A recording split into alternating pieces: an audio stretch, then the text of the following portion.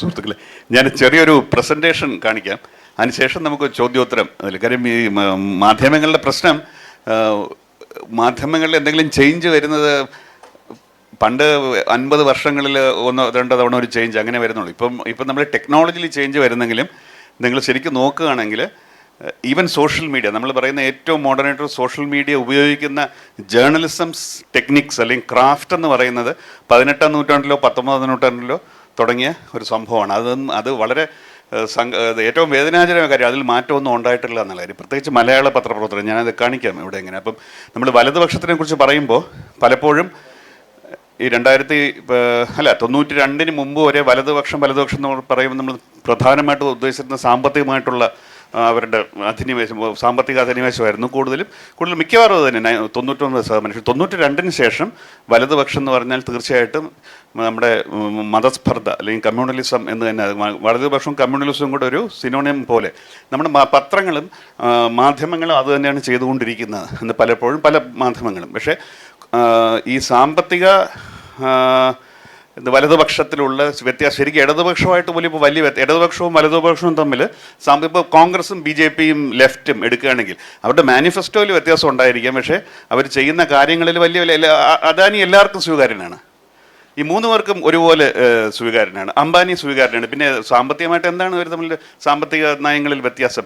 അവിടെ ഇവിടെ ഓരോന്നൊക്കെ പറയുമായിരിക്കും, ഞങ്ങൾ മറ്റേത് നോക്കുന്നുണ്ട്, മറ്റേത് ചെയ്തിട്ട് കൊടുക്കുന്നുള്ളൂ എന്നൊക്കെ പറയുന്നുണ്ടെങ്കിലും ആത്യന്തികമായിട്ട് ഇവരെല്ലാം ഈ വ്യത്യാസം ഇല്ല. പക്ഷേ അതേസമയം വളരെയധികം വ്യത്യാസം ഉണ്ടെന്നല്ല, വളരെയധികം പ്രകടമായിക്കൊണ്ടിരിക്കുന്ന ഒരു കാര്യം എന്ന് പറഞ്ഞാൽ ഞാൻ നേരത്തെ പറഞ്ഞ അത് എന്ത് കാര്യം ഫോബിയ എന്ന് പറയുന്നുണ്ടെങ്കിൽ അത് ഫോബിയ അല്ലേ. ഇസ്ലാമോഫോബിയ എന്ന് പറഞ്ഞാൽ ഇസ്ലാമിനെ ഭയക്കുന്നതെന്നല്ലേ, ഇസ്ലാമിനെ വെറുക്കുന്ന എന്നുള്ള ഒരു ഇത്. ആദ്യം അത് ഹിന്ദുത്വത്തെ ആരാധനയായിട്ട് മാറി, പിന്നീട് അത് ഇസ്ലാമിനെ വെറുക്കുന്ന രീതിയിലോട്ടുള്ള ഒരു സ്റ്റേറ്റിലാണ് നമ്മളിപ്പോൾ എത്തിയിരിക്കുന്നത്. അത് എത്രത്തോളം നോർമലൈസ് ആയ എന്നുള്ള കാര്യം നമ്മൾ പോലും അറിയാതെ നമ്മുടെ ഉള്ളിലേക്ക്, നമ്മുടെ വീട്ടിൽ. ഇത് പ്രത്യേകം പറയാൻ കാര്യം, ഞാൻ ടെലിവിഷൻ ഒരു 3-4 വർഷമായിട്ട് കാണാറില്ല, വല്ലപ്പോഴും കാണാറുള്ളൂ. അതുകൊണ്ട് എനിക്ക് പ്രത്യേകിച്ച് നഷ്ടമൊന്നും ഉണ്ടായിട്ടില്ല. അപ്പോൾ പക്ഷേ അത് ഞാൻ ടെലിവിഷനെ കുറിച്ച് ഇവിടെ പറയുന്നില്ല, സോഷ്യൽ മീഡിയയെക്കുറിച്ചും പറയുന്നില്ല. അതിന് പ്രധാന കാരണം ഇവരെല്ലാവരും ഉപയോഗിക്കുന്ന ടെക്നിക്സ് നേരത്തെ പ്രിൻറ്റ് മീഡിയ പെർഫെക്റ്റ് ചെയ്ത ടെക്നിക്സ് തന്നെയാണ്. അതിൽ നിന്ന് മാറ്റം വന്നിട്ടില്ല. ഒരാൾ അലറുകയും അതിൻ്റെ വോളിയം കൂടുകയും കുറയുന്നു എന്നുള്ളതല്ലാതെ അവരുപയോഗിക്കുന്ന ഭാഷ, അവരുപയോഗിക്കുന്ന നറേറ്റീവ്സ്, അവരുപയോഗിക്കുന്ന റിപ്പോർട്ടിംഗ് ക്രാഫ്റ്റ്, ഇതെല്ലാം പ്രിൻ്റ് മീഡിയ ഒട്ടും വ്യത്യസ്തമല്ല. ഒരേ രീതിയിലാണ് അവർ കാര്യങ്ങൾ ചെയ്യുന്നത്. അതുകൊണ്ട് തന്നെയാണ്. അപ്പോൾ അതുകൊണ്ടാണ് ഞാൻ കൂടുതലും ഫോക്കസ് ചെയ്യുന്നത്. കൂടുതലല്ല, 100% ഞാൻ ഇതിനകത്ത് ഫോക്കസ് ചെയ്യുന്നത് പത്രങ്ങളിലാണ്. കാര്യം പത്രങ്ങളാകുമ്പോൾ നമുക്ക് ടാക്റ്റൈലാണ് അത് കാണിക്കാൻ. മറ്റേത് എനിക്ക് ഈ വീഡിയോ ഇപ്പോൾ നമ്മുടെ കേരളത്തിൽ പ്രത്യേകിച്ച് ഇപ്പോൾ വീഡിയോ ഈ ടെലിവിഷൻ മുതലാളിമാർ ചെയ്യുന്ന, നമ്മൾ എന്ത് ചെയ്താലും ഉടനെ തന്നെ കോപ്പിറൈറ്റ് വെച്ച് സ്ട്രൈക്ക് ചെയ്യും. പത്രങ്ങൾ തുടങ്ങിയിട്ടില്ല ഇതുവരെ. അപ്പോൾ അതുകൊണ്ടും ഒരു എളുപ്പം കൊണ്ട് ഞാൻ ചെയ്യുന്നത്. അപ്പോൾ ഇത് കാണുമ്പോൾ നമ്മൾ ഓർക്കേണ്ട കാര്യം, പലരും പറയുന്നുണ്ട് പ്രിൻറ്റ് മീഡിയ പഴയ പോലെ ശക്തിയില്ല. പ്രിൻറ്റ് മീഡിയയ്ക്ക് ഒരിക്കലും ശക്തിയില്ലായിരുന്നു. നമ്മൾ തന്നെ കൊടുത്ത ഒരു അങ്ങനെയാണെങ്കിൽ ഇടതുപക്ഷം ഒരിക്കലും കേരളത്തിൽ ഭരണത്തെ വരുള്ളായിരുന്നല്ലോ. ഇപ്പോൾ പ്രിൻറ്റ് മീഡിയയ്ക്ക് ശക്തിയുണ്ട്. മനോരമ മാതൃഭൂമിയാണ് ഇവിടെ കാര്യങ്ങൾ തീരുമാനിച്ചിരുന്നതെങ്കിൽ 57 ഇവിടെ അങ്ങനെ ഒരു സർക്കാർ വരില്ലായിരുന്നു. അത് പ്രിൻറ്റ് മീഡിയയ്ക്ക് ശക്തി ഉണ്ടെന്നുള്ളത് മധ്യവർഗത്തിൻ്റെ ഇടയിൽ ഒരു ശക്തിയുണ്ട്. പക്ഷെ അത് എത്ര മധ്യവർഗ വായനക്കാരത് വായിച്ച് അതുപോലെ വോട്ട് ചെയ്യുന്നുണ്ടെന്നറിയില്ല. പക്ഷേ മധ്യവർഗത്തിൻ്റെ മറ്റ് വിശ്വാസങ്ങളെയും മറ്റ് പ്രവണതകളെയും ഇൻഫ്ലുവൻസ് ചെയ്യാൻ തീർച്ചയായിട്ടും ഒരു മാധ്യമങ്ങൾ കഴിവുണ്ട്. അപ്പോൾ നമ്മളത് കേൾക്കുമ്പോൾ പ്രസംഗിക്കേണ്ട കാര്യം, നമ്മുടെ വീട്ടിൽ നമ്മുടെ പാർട്ട്ണർക്കോ നമ്മുടെ മക്കൾക്കോ നമ്മുടെ മാതാപിതാക്കൾക്കോ കൊടുക്കാത്ത ഒരിടം മാധ്യമങ്ങൾക്ക് നമ്മൾ അറിയാതെ കൊടുക്കുന്നുണ്ട്. പലരും വാഷ്റൂമിൽ പോയാണ് പത്രം വായിക്കാറുണ്ട്. നമ്മൾ വേറെ ആരെങ്കിലും അതിനകത്ത് കേട്ടാറുണ്ടോ? നമ്മൾ ബെഡ്റൂമിൽ പത്രം വായിക്കാറുണ്ട്, നമ്മൾ കിടക്കുമ്പോൾ വായിക്കാറുണ്ട്. നമ്മുടെ സ്വകാര്യ നിമിഷങ്ങളിൽ നമ്മളൊരു പത്രം അതിനെല്ലാം പത്രത്തിന് ഇടം കൊടുത്തിട്ടുണ്ട്. അപ്പോൾ അത്ര ട്രസ്റ്റ് വർത്തി ആയിട്ട് നമ്മളറിയാതെ ഒരു വളരെ ഹാലോഡായിട്ടുള്ള ഇടം കൊടുത്തിട്ടുണ്ട്.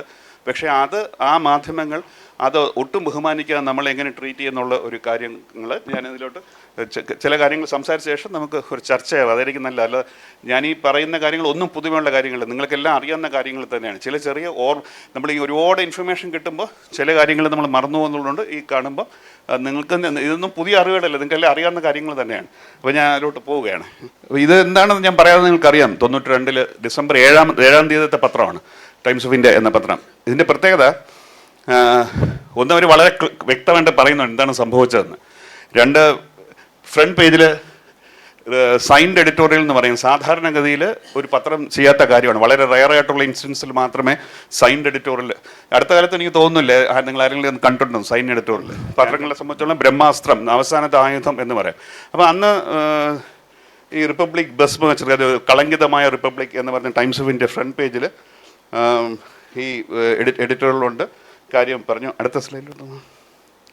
ഇത് ഹിന്ദു പത്രം, Hindu, Babri Masjid destroyed. ഹിന്ദുവിൻ്റെ front page അൺഫോഗിബിൾ, ഒരിക്കലും പൊറുക്കാനാവാത്തതെന്ന് ഹിന്ദുവിൻ്റെ സൈൻഡ് എഡിറ്റോറിയൽ. ഹിന്ദു ഒക്കെ വളരെ വളരെ വളരെ റെയറായിട്ടാണ് ഫ്രണ്ട് പേജ് എഡിറ്റോറിയൽ ചെയ്തിട്ടുള്ളത്. ഒരു അവരുടെ അതിൻ്റെ 100 എത്ര 120 330 വർഷത്തിനകത്ത് 10-15 കൂടുതൽ വരും തോന്നുന്നില്ല എനിക്ക്. അത്രയേ ഉള്ളൂ. അടുത്തതിലോട്ടൊന്ന്. ഡെക്കൻ ക്രോണിക്കിൾ, ബാബറി ഡിസ്ട്രോയിഡ്. ഇത് എഡിറ്റോറിയലല്ല, പക്ഷേ പേര് വെച്ച് എനിക്കൊന്ന് അദ്ദേഹത്തിൻ്റെ എഡിറ്ററിൻ്റെ പേര് വെച്ച് എഡിറ്ററിൻ്റെ ഒരു നോട്ട് അത് എഴുതിയാണ്. അതും വളരെ കൃത്യമാണ് എന്താണ് മെസ്സേജ് എന്നുള്ളത്. ഇതിനകത്തൊന്നും യാതൊരു ഒരു എന്താ ആംബിഗ്വിറ്റി ഇല്ല, വളരെ കൃത്യമായിട്ട് കാര്യങ്ങൾ പറയുന്നത്. അടുത്ത് ഇത് എ നേഷൻ ബിട്രേഡ്. അപ്പോൾ ഇതിനകത്തുള്ള രസം, ഇതിനെ ഉപയോഗിച്ചത് വാക്ക് ഡിസ്പ്യൂട്ടഡ്, തർക്ക ഇതാണ്. അപ്പോൾ ഇതിനകത്തൊരു NS മാധവൻ്റെ ഒരു വളരെ പ്രസിദ്ധമായ കഥ നിങ്ങളെല്ലാം വായിച്ചു കാണും.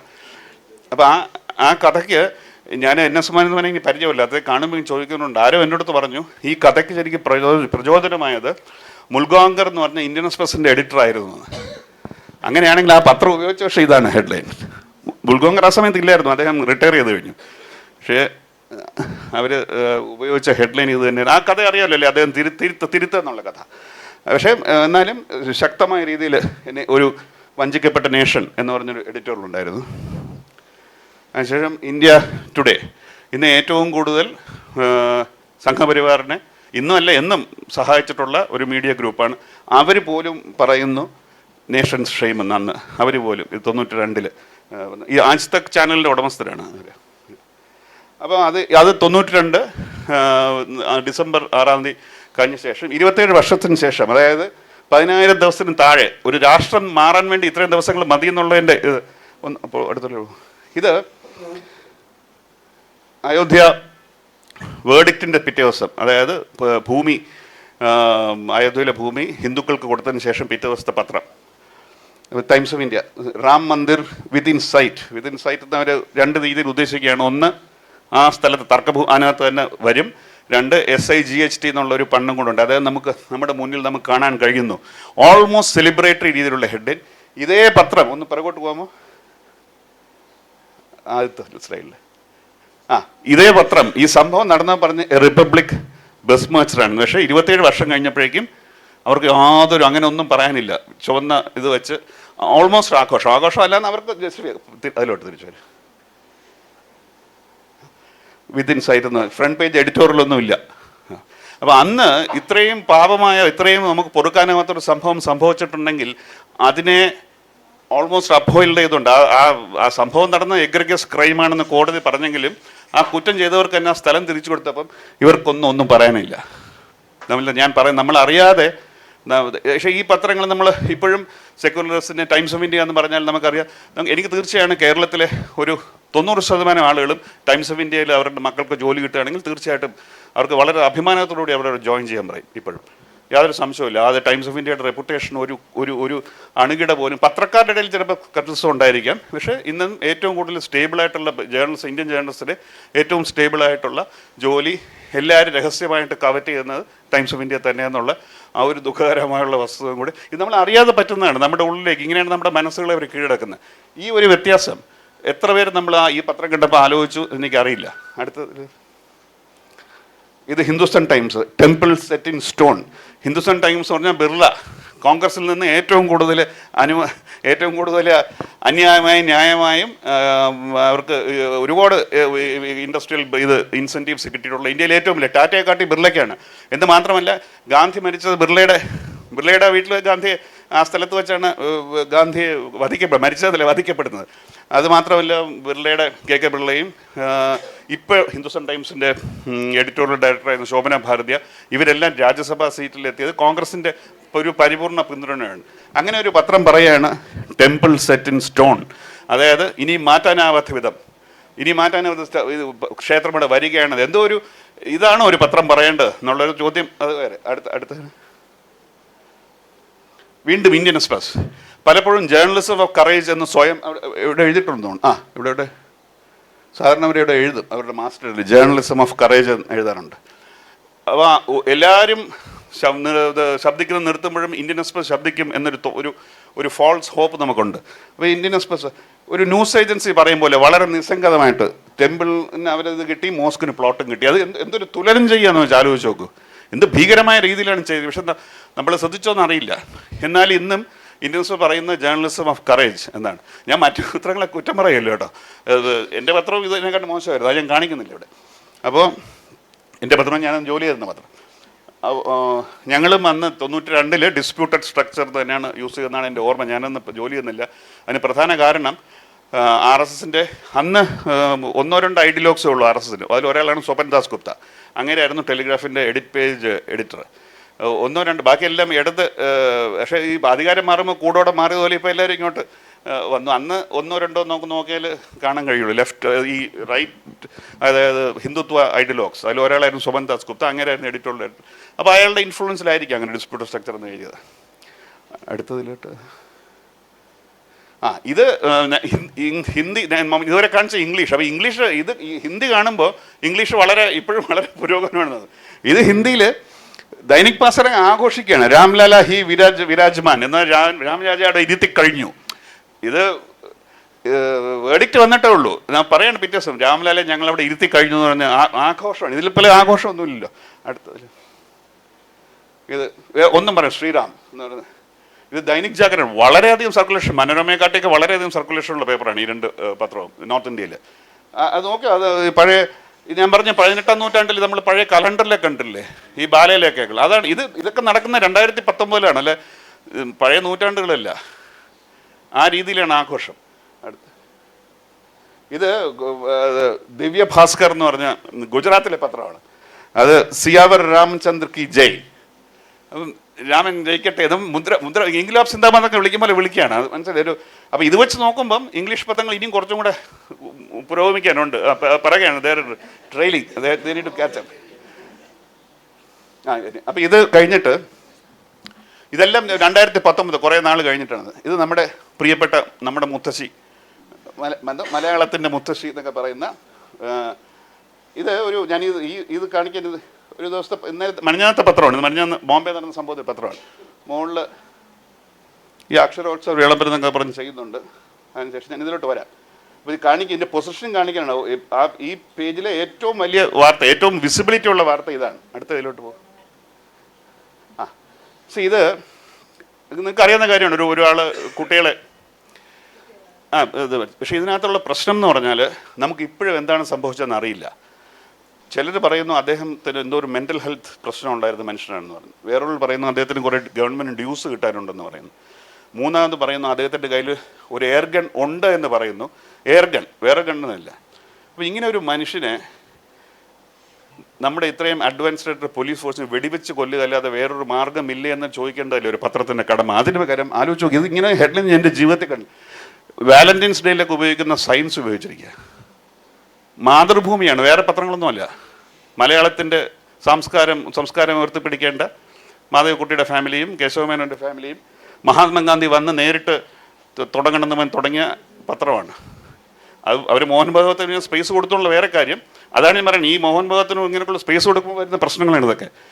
ഒരു മനുഷ്യനെ വെടിവെച്ച് കൊന്നു കഴിഞ്ഞിട്ട് അത് ആഘോഷിക്കേണ്ട ആലോചിച്ച് നോക്കും. ലവ് സൈൻ വെച്ച് എനിക്ക് തോന്നുന്നില്ല കൊളംബിയ, ഈ നമ്മുടെ സൗത്ത് അമേരിക്കയിലെ മാഫിയ അവന്മാർ നടത്തുന്ന പത്രങ്ങളിൽ പോലും ഇങ്ങനെ തലക്കെട്ട് ഞാൻ എൻ്റെ ജീവിതത്തിൽ കണ്ടില്ല.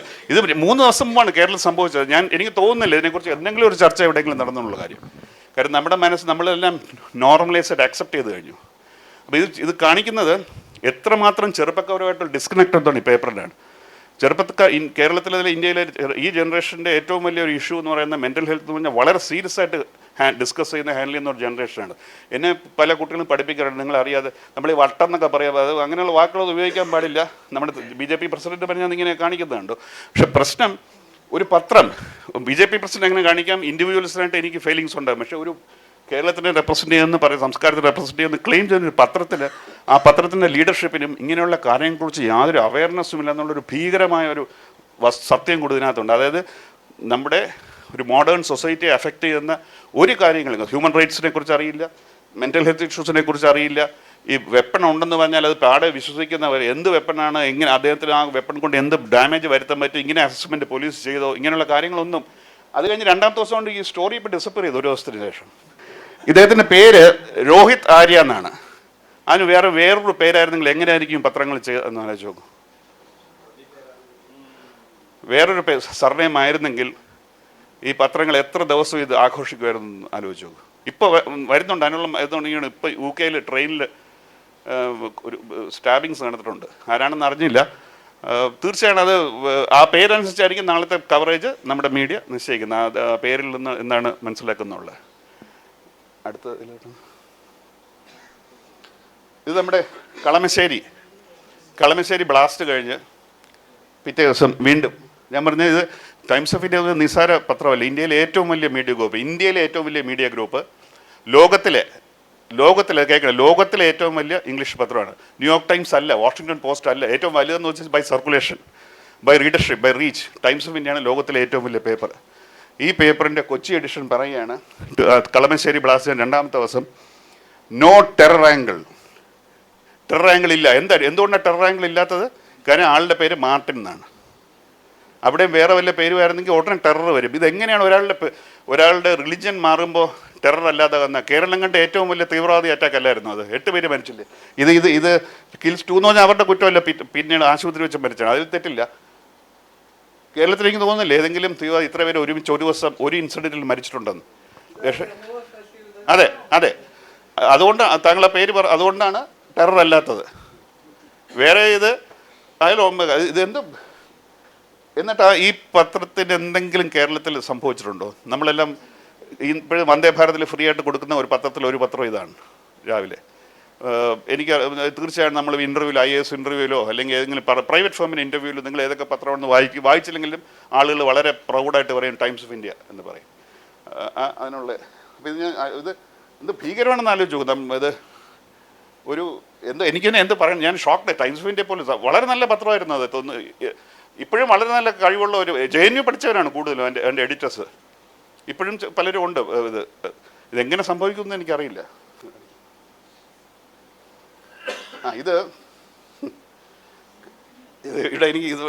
ഇവിടെ മാത്രമേ പറയൂ, ഇതിൻ്റെ പുറത്ത് പറയാൻ എനിക്ക് തല്ലുള്ളൂ. തൃശ്ശൂർ പൂരം. ഈ തൃശ്ശൂർ പൂരം വരുമ്പോൾ നമ്മുടെ പത്രങ്ങളുടെ ഞാൻ പറഞ്ഞ 19-ാം നൂറ്റാണ്ടിലെ ഭാഷ അങ്ങ് മാറും. ഇതിനകത്ത് ഫസ്റ്റ് വരി ഇതാണ്.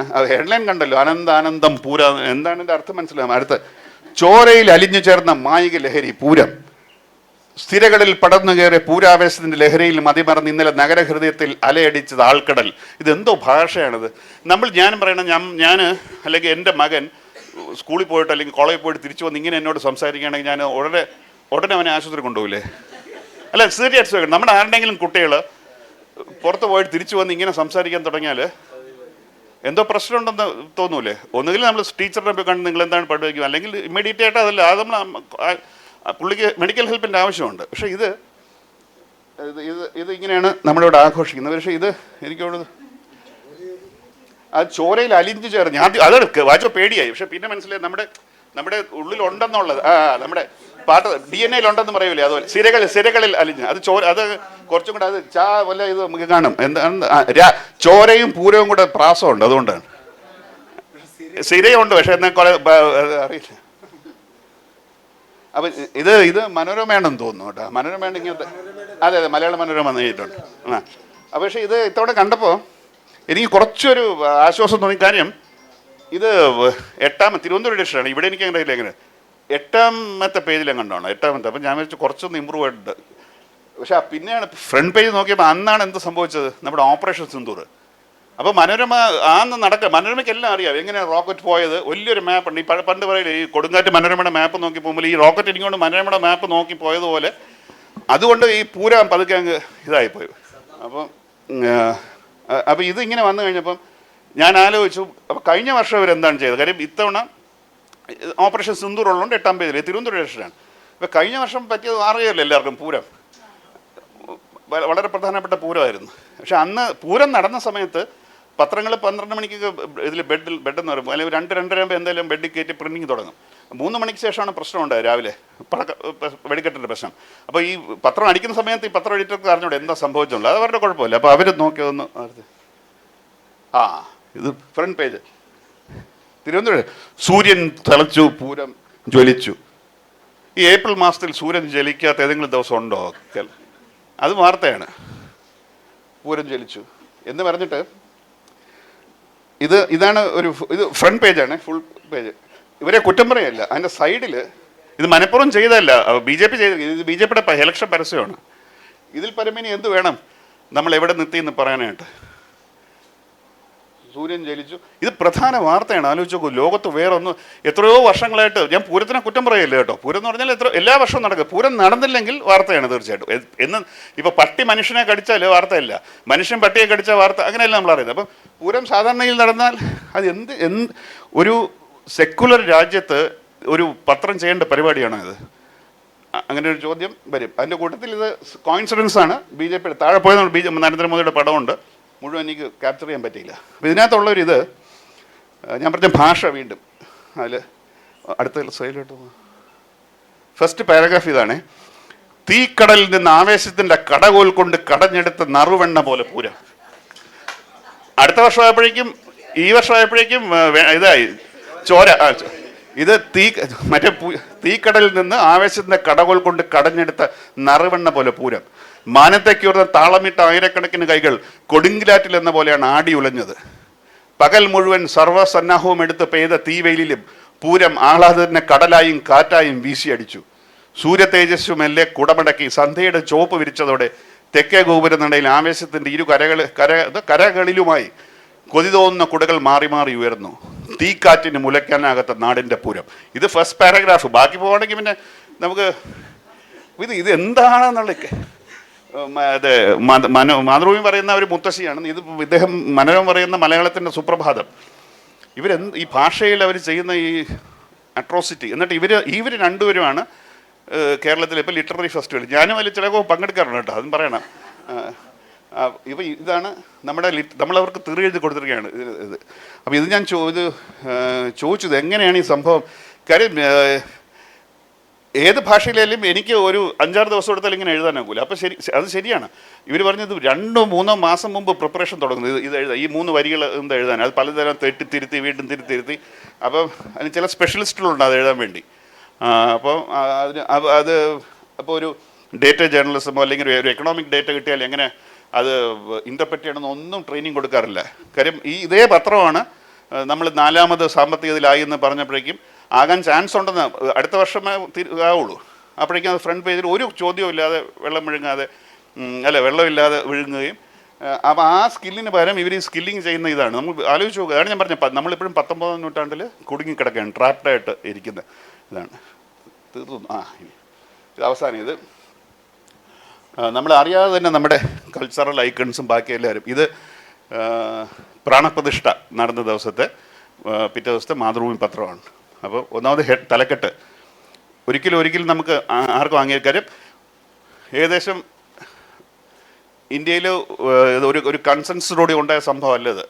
ഏറ്റവും മുറിവുണ്ടാക്കിയ പലർക്കും മുറിവുണ്ടാക്കിയ ഒരു ഇതിൻ്റെ പുറത്തൊരു രണ്ടാമതൊരു ക്ഷേത്രം കെട്ടുമ്പോൾ ശരി നിങ്ങളത് റിപ്പോർട്ട് ചെയ്യൂ, കുഴപ്പമില്ല, ഒരു പൊളിറ്റിക്കൽ സ്റ്റോറി ആയിട്ടോ അല്ലാത്ത രീതിയിലോ. ഇതങ്ങനെ ഇത് ചെയ്തിരിക്കുന്നത്. അത് മാത്രമല്ല, ഇത് ഇവിടെ മോഹൻലാലിൻ്റെ ഫോട്ടോ വെച്ചിട്ട് മോഹൻലാൽ, എനിക്കറിയില്ല അദ്ദേഹത്തിന് അറിയാമായിരുന്നു അദ്ദേഹം ചെയ്തത് എന്താണെന്ന്. അദ്ദേഹം പറയുന്ന അന്ന് ആ ദിവസം എന്തോ കൈയെഴുത്ത ദിവസം, അങ്ങനെയൊക്കെ ദിവസങ്ങളുണ്ട്. ഇപ്പോൾ ഓരോ ദിവസത്തിനും ഓരോ ഇതുണ്ട്. ഇന്ന് കൈയെഴുത്ത ദിവസം ആയതുകൊണ്ട് മോഹൻലാലിൻ്റെ കൈപ്പടയിലാണ് ഇത് എഴുതിയിരിക്കുന്നത്. അപ്പോൾ ഏതെല്ലാം രീതിയിൽ അവർ മാർക്കറ്റ് ചെയ്യുന്ന നമ്മളെ ഹിന്ദുത്വ. മോഹൻലാലിനെ കുറിച്ച് ഇതിൻ്റെ പൊളിറ്റിക്കൽ ഇംപ്ലിക്കേഷനോ ഇതൊന്നും അറിയില്ല എന്ന് എനിക്ക് 100% തീർച്ചയാണ്. അറിയാമായിരുന്നെങ്കിലും അദ്ദേഹം ചെയ്യില്ല എന്ന് ഞാൻ പറയുന്നില്ല. പക്ഷേ അദ്ദേഹത്തോട് ഇത് എക്സ്പ്ലെയിൻ ചെയ്ത് കൊടുത്തിട്ടുണ്ടോ? അദ്ദേഹം എന്തായാലും ഒരു നല്ല കാര്യം ചെയ്തു, അദ്ദേഹം പോയില്ല ഇതിന്, അത്രയും നല്ല കാര്യം ചെയ്തു. അപ്പോൾ ഇത് സമർപ്പണം എന്താ പറയുക, ഞാൻ എൻ്റെ പ്രസൻറ്റേഷൻ എടുത്തുന്ന ഇത് ഞാൻ നേരത്തെ പറയേണ്ടായിരുന്നു. ശരിക്കും അതിൽ അയോധ്യ ഹെഡ്ലൈൻസിൻ്റെ പോകാമെന്ന്. ഈ ദിവസത്തിൻ്റെ പ്രത്യേകത, സുപ്രീം കോടതി വിധി പറയുന്നത് എനിക്ക് തോന്നുന്നത് ഏകദേശം ഒരു 11 മണിക്കാണ് രാവിലെ. അപ്പോൾ ഒരു ടെലിവിഷൻ താങ്കൾ പറഞ്ഞ അപ്പോൾ പത്രങ്ങൾക്ക് ഏറ്റവും പ്രധാനമായിട്ട് ഇതിനേക്കാൾ എല്ലാത്തിലും ഉപരിയായിട്ട് ഒരു പത്രധർമ്മം എന്ന് പറഞ്ഞാൽ 2 സമുദായങ്ങൾ തമ്മിലോ 2 മതവിഭാഗങ്ങൾ തമ്മിലുള്ള വളരെ സെൻസിറ്റീവായിട്ട് ഇഷ്യൂ വരുമ്പോൾ ഏറ്റവും കൂടുതൽ റിസ്ട്രെയിൻ്റ് ആയിട്ട് തന്നെ നമ്മൾ പെരുമാറണം, റിപ്പോർട്ട് ചെയ്യണം. അത് യാതൊരു സംശയമില്ല. ഒരു കാര്യത്തിൽ അതിൽ സംശയമില്ല. അപ്പോൾ ഒരു ടെലിവിഷൻ ചാനലോ ന്യൂസ് ഏജൻസി ഇപ്പോൾ ഫ്ലാഷ് ന്യൂസ് കൊടുക്കുകയാണെങ്കിൽ അവരതിനകത്ത് ഫാക്ട്സിന് മാത്രം സ്റ്റിക്ക് ചെയ്യുക എന്നുള്ളതാണ്. അതായത് അയോധ്യ വേർഡിക്റ്റ്, ഇതാണ് വേർഡിക്റ്റ്, വേറെ ഒന്നും പറയാതിരിക്കുക. ടെലിവിഷൻ ചാനലിൽ ഇമീഡിയറ്റ് കാര്യം ടെലിവിഷന് റീച്ച് വലുതാണ്. പക്ഷേ മോഡേൺ നമ്മുടെ ഇത് സമയത്ത് പണ്ടാണെങ്കിൽ 11 മണിക്കൊരു സംഭവം നടന്നാൽ ആകെ നമുക്ക് സോഴ്സുള്ള ഒന്നി നമുക്ക് നേരത്തെ റിപ്പോർട്ടേഴ്സ് വേണം. ഡൽഹിയിലൊക്കെ റിപ്പോർട്ടേഴ്സുള്ള, സുപ്രീം കോടതിക്ക് അത് റിപ്പോർട്ടുള്ള വളരെ കുറച്ച് പത്രങ്ങളേ ഉള്ളൂ. ടെലിപ്രിൻ്ററാണ് നമ്മുടെ ന്യൂസ് ഏജൻസി, ടെലിപ്രിൻ്ററാണ് ഏക ഇത്. അത് അവിടുന്ന് കോർട്ടിൽ നിന്ന് റിപ്പോർട്ടർ തിരിച്ച് ഓഫീസിൽ വന്ന് വാർത്ത എഴുതി അത് ക്ലിയർ ചെയ്ത് ന്യൂസ് എഡിറ്റ് ക്ലിയർ ചെയ്ത്, വളരെ സെൻസിറ്റീവ് ന്യൂസ് ആണെങ്കിൽ എഡിറ്ററും ക്ലിയർ ചെയ്തിട്ട് ടെലിപ്രിൻ്ററിന് ഫ്ലാഷ് ചെയ്യാൻ പറ്റുള്ളൂ. അപ്പോൾ സമയമെടുക്കും, ഒരുപാട് സമയമെടുക്കും. മാത്രമല്ല രാജ്യത്തിൻ്റെ മറ്റ് ഭാഗങ്ങളിൽ എന്തെങ്കിലും പ്രശ്നം പൊട്ടിപ്പുറക്കുകയാണെങ്കിൽ ആ ന്യൂസ് കിട്ടാനും ഒരുപാട് സമയം. ഇലക്ഷൻ റിസൾട്ട് 3-4 ദിവസമല്ലേ എടുക്കും. ലോക്സഭ റിസൾട്ട് 4 ദിവസം കഴിഞ്ഞിട്ടാണ് നമുക്ക് കിട്ടുന്നത്. അങ്ങനത്തെ ഒരു ശേഷം ഇപ്പോൾ ഇന്ന് ഇത് നടന്ന സമയത്ത് സിറ്റുവേഷൻ അങ്ങനെയല്ല. രാവിലെ 11 മണിക്ക് ഇത് കോടതി ഇത് ചെയ്യുന്നു, 11:30-12 മണിയിലേക്ക് ഇന്ത്യ മുഴുവൻ ഈ വാർത്ത അറിഞ്ഞു കഴിഞ്ഞിരിക്കുന്നു. അപ്പോൾ അന്ന് തലേ ദിവസം എല്ലാ ന്യൂസ് പേപ്പറുകളിലും, ഒരു യഥാർത്ഥ ന്യൂസ് പേപ്പർ ന്യൂസ് റൂം ആണെങ്കിൽ എല്ലാ ന്യൂസ് പേപ്പറിലും, ഞാൻ കരുതുന്ന എല്ലാ ന്യൂസ് പേപ്പറിലും തലേ ദിവസം ഇതിനെക്കുറിച്ച് വളരെയധികം വ്യാപകമായ രീതിയിൽ പ്രിപ്പറേഷൻസ് ഉണ്ടായിരിക്കും. എല്ലാ സ്റ്റേറ്റ് ക്യാപിറ്റലിലും അവരുടെ കറസ്പോണ്ടൻസിനോ അല്ലെങ്കിൽ കറസ്പോണ്ടൻസ് ഇല്ലാത്ത സ്റ്റേറ്റ് ക്യാപിറ്റലിൽ അവരുടെ ഡെസ്കിൽ നാളെ അയച്ച് ആളുകളോട് ഉണ്ടായിരുന്നിരിക്കുന്നുള്ളതാണ്. അപ്പോൾ സാധാരണഗതിയിൽ ഇങ്ങനെ ഒരു എന്തെങ്കിലും ഈ ഇങ്ങനെയുള്ള വേർഡിക്ട്സ്, നമ്മൾ പറഞ്ഞ പോളറൈസിങ് വേർഡിക്ട്സ് എന്ന് വരികയാണെങ്കിൽ ചിലപ്പോൾ അക്രമം ഉണ്ടാകും. ഇന്ത്യ പോലത്തെ രാജ്യത്ത് അക്രമം ഉണ്ടാകുമെന്ന് തീർച്ചയാണ്. അതുകൊണ്ട് വളരെ സൂക്ഷിക്കണമെന്ന് പറഞ്ഞു. പക്ഷേ ഈ ദിവസം ഒരു 12:30-1 മണിയായപ്പോൾ 1-1:30 ആയപ്പോഴേക്കും മുസ്ലിം സംഘടന, മിക്കവാറും ഇന്ത്യയിലെ പ്രധാനപ്പെട്ട മുസ്ലിം സംഘടന എല്ലാവരും സ്റ്റേറ്റ്മെൻ്റ് ഇറക്കി, ഞങ്ങൾ വേർഡിക്റ്റിനെ മാനിക്കുന്നു എന്ന് പറഞ്ഞ്. ഇത് വളരെ അൺയൂഷ്വലായിട്ടുള്ള സംഭവമാണ്. അത് കഴിഞ്ഞൊരു 2-2:30 മണിയായപ്പോഴേക്കും എല്ലാ റിപ്പോർട്ട്സും, പോലീസ് റിപ്പോർട്ട്സ്, മറ്റ് റിപ്പോർട്ട്സ്, രാജ്യത്തിൽ ഒരു ഇല പോലും അനങ്ങുന്നില്ല. There is no problem, absolutely no problem എന്നുള്ളൊരു ക്ലിയർ ആയിരുന്നു. 6 മണിയായപ്പോൾ വീണ്ടും രാജ്യത്ത് ഒരു പ്രശ്നമില്ല എന്നുള്ളത്. അപ്പം ഞാൻ പറയുന്നത്, ഒരു പത്രം എന്ത് സംഭവം ഞങ്ങൾ എന്തെങ്കിലും എഴുതുകയാണെങ്കിൽ നാളെ പ്രശ്നം ഉണ്ടാകുന്ന ഒരു മുഖമൂടിക്ക് പിന്നിൽ ഒളിച്ചിരിക്കുകയാണെങ്കിൽ ആ പത്രത്തിന് ദേവനോ അവരൊരു ക്ലാർക്കാവുകയോ സ്റ്റെനോഗ്രാഫിയോ ചെയ്യുകയാണ് ചെയ്യണം. ഒരു പത്രത്തിന് ഒരു രാജ്യത്തിൻ്റെ മൂഡ് 6-7 മണിക്കൂറിന് ശേഷം രാജ്യത്തിൻ്റെ മൂഡ് അളക്കാൻ കഴിയുന്നില്ല. Why are you journalist? Why do you bring newspaper? നിങ്ങൾക്കൊരു ഗസറ്റ് നോട്ടിഫിക്കേഷൻ ഇറക്കിയാൽ പോരെ? അപ്പോൾ മനോരമ തോമസ് ജേക്കബ് പറഞ്ഞ സാറ് ആ സമയത്ത് ചിലപ്പോൾ അന്ന് ബാബറിയുടെ ഇതുപോലെ ആയിരുന്നില്ല. ബാബരി പറഞ്ഞില്ല അവർ 11 മണിക്ക് സംഭവിച്ചെങ്കിലും, പക്ഷേ അവരുടെ റിപ്പോർട്ടർ ഉണ്ടായിരുന്നല്ലോ. ബാബരി തകർന്നു എന്നുള്ള കാര്യം അറിയായിരുന്നല്ലോ. പല സ്ഥലങ്ങളിലും പ്രശ്നമുണ്ട്. ഇവർ ഈ പത്രങ്ങളെല്ലാം ഫ്രണ്ട് പേജ് എഡിറ്റോറിയലുണ്ടായിട്ട് ഇന്ത്യയിൽ കൂടുതലായിട്ട് എന്തെങ്കിലും സംഭവിച്ചോ? അപ്പം മറ്റുള്ളവർക്കില്ലാത്ത ഒരു സാമൂഹ്യ പ്രതിബദ്ധത മനോരമയ്ക്കുണ്ടെങ്കിൽ വളരെ നല്ലതാണ്. മനോരമയ്ക്ക് പുലിറ്റ്സർ പ്രൈസ് കൊടുക്കേണ്ടായിരുന്നു ആ സമയത്ത്. അത് ആ സാറ് അങ്ങനെ അപ്ലൈ ചെയ്തിരുന്നെങ്കിൽ ഞാൻ സാറിനെ കണ്ടും പറയും, സാറ് എഴുതിയിരുന്നെങ്കിൽ പുലിറ്സർ കൊടുക്കേണ്ടല്ലേ. ബാക്കി എല്ലാ പത്രങ്ങളും ഇത്ര പോക്കൃത്തരം കാണിച്ച് ഫ്രണ്ട് പേജ് എഡിറ്റോറിയൽ എഴുതുകയും രാജ്യത്തിൻ്റെ സമാധാനം കാക്ഷിക്കാൻ വേണ്ടി മനോരമ മാത്രം ചെയ്ത സ്ഥിതിക്ക് മനോരമയ്ക്ക് ഒന്നുമില്ലെങ്കിൽ ഒരു ഭാരത് എന്തെങ്കിലും കൊടുക്കേണ്ടതല്ലേ? അല്ല, ഞാൻ സീരിയസ് ആയിട്ടാവും. അപ്പം നമ്മൾ ഓരോ കാര്യങ്ങൾ ചെയ്യുന്നത് വളരെയധികം ഈ മൂഡ് എന്താണെന്ന് നോക്കി വളരെ സൂക്ഷിച്ചാണ്. കാര്യം ഇപ്പോൾ വൈകുന്നേരം ഒരു 8 മണിക്കോ 9 മണിക്കോ ഒരു കമ്മ്യൂണൽ റൈറ്റ് ഉണ്ടാകുകയാണെങ്കിൽ സാധാരണ ഇന്ത്യൻ പത്രങ്ങൾ റിപ്പോർട്ട് ചെയ്യാറില്ല. നമ്മൾ 2 വിഭാഗങ്ങൾ തമ്മിൽ കണ്ടു കാണും പത്രങ്ങളിൽ. 2 വിഭാഗങ്ങൾ തമ്മിൽ ഉണ്ടായി, സംഘർഷം ഉണ്ടായി, കാഷ്വാലിറ്റി നിങ്ങൾ പറയാറില്ല സാധാരണ ലോകത്തുള്ള എല്ലാ മീഡിയയും. അതേസമയം രാവിലെ സംഭവം നമുക്ക് വളരെ ഷുവറാണെങ്കിൽ, നമ്മളുടെ ഫാക്ട്സിനെ കുറിച്ച് ഷുവറാണെങ്കിൽ നമ്മൾ എന്തുകൊണ്ട് ആളുകൾ ഒളിച്ചു വയ്ക്കുന്നതാണ് കൂടുതൽ അപകടം. ഞാൻ പറഞ്ഞ ഇൻഫർമേഷൻ കൊടുക്കുന്ന ഒരു മെച്യൂർ ഡെമോക്രസിയിൽ ഇൻഫർമേഷൻ നമ്മൾ ഷെയർ ചെയ്യണം. ഇൻഫർമേഷൻ ഒളിച്ചു വെച്ചിട്ട് ഒരിടത്തും ഒന്നും സംഭവിച്ചിട്ടില്ല. അതേസമയം ഇൻഫർമേഷൻ ഷെയർ ചെയ്താൽ ഫേക്ക് ന്യൂസ് വരികയും അങ്ങനെയുള്ള കാര്യങ്ങൾ ചെയ്യുന്നുള്ള ഇതാണ് എൻ്റെ വിശ്വാസം. പക്ഷേ പ്രശ്നം ഉണ്ടാകുന്നത് ഇപ്പോൾ ഇന്ത്യയിലെ പല മാധ്യമ സ്ഥാപനങ്ങൾക്കും റിപ്പോർട്ടേഴ്സ് ഇല്ല എന്നുള്ളതാണ് ഗ്രൗണ്ടിൽ. കാര്യം കോസ്റ്റ് കട്ടിങ്ങിൻ്റെ ഭാഗമായിട്ട് റിപ്പോർട്ടേഴ്സ്, അതുകൊണ്ടാണ് നമ്മൾ ഈ ടെലിവിഷൻ ചാനലിൽ നമ്മൾ വൈകുന്നേരം 8 മണിക്ക് ഈ അലർച്ചയും എന്നും കാണുന്ന ആളിൽ വന്ന് തന്നെ ലോകത്തിലെ എല്ലാ സംഭവങ്ങളെയും കുറിച്ച് അവർക്ക് എങ്ങനെയാണ്, എനിക്ക് മാധ്യമത്തിനെ കുറിച്ച് പറയാൻ പോലും ധൈര്യമില്ല. പക്ഷേ ഇവർക്ക് എല്ലാത്തിനും സയൻസിനെ കുറിച്ച് പറയാം, റോക്കറ്റിനെ കുറിച്ച് പറയാം, ഡിഫൻസിനെ കുറിച്ച് പറയാം. ഈ ചില എക്സ്പേർട്സ് ടെലിവിഷൻ ചാനലിൽ വന്ന് മനോരമയിൽ പോലും ചില ഡിഫൻസ് എക്സ്പേർട്സൊക്കെ ഈ ഓപ്പറേഷൻ സിന്ദൂർ, ഞാൻ ഇന്നലെ ഇത് നോക്കിയപ്പോൾ ആ പേജ് കണ്ടാണ് എന്തൊക്കെ അബദ്ധമാണെന്ന് എഴുതി വെച്ചിരിക്കുന്നത്. അവർക്ക് എല്ലാ കാര്യങ്ങളും അറിയാം. ഓപ്പറേഷൻ സിന്ദൂറിൽ രണ്ടാമത്തെ ദിവസമാണ്. നമുക്കിപ്പോൾ പോലും അറിഞ്ഞൂടെ എന്താ സംഭവം. ട്രംപ് പറയണ അയാൾക്ക് മാത്രം അറിയാവുന്നതാണ്. നമുക്കാർക്കും അറിയില്ല. ആർക്കെങ്കിലും പറയാമോ ഇവിടെ എന്താ സംഭവിച്ചെന്നുള്ള കാര്യം? നമ്മൾ ഭയങ്കര ഡെമോക്രസിയും ഇതുമായിട്ട് പറഞ്ഞിരിക്കുകയാണ്. ഏതെങ്കിലും പത്രം സത്യം എഴുതിയിട്ടുണ്ടോ?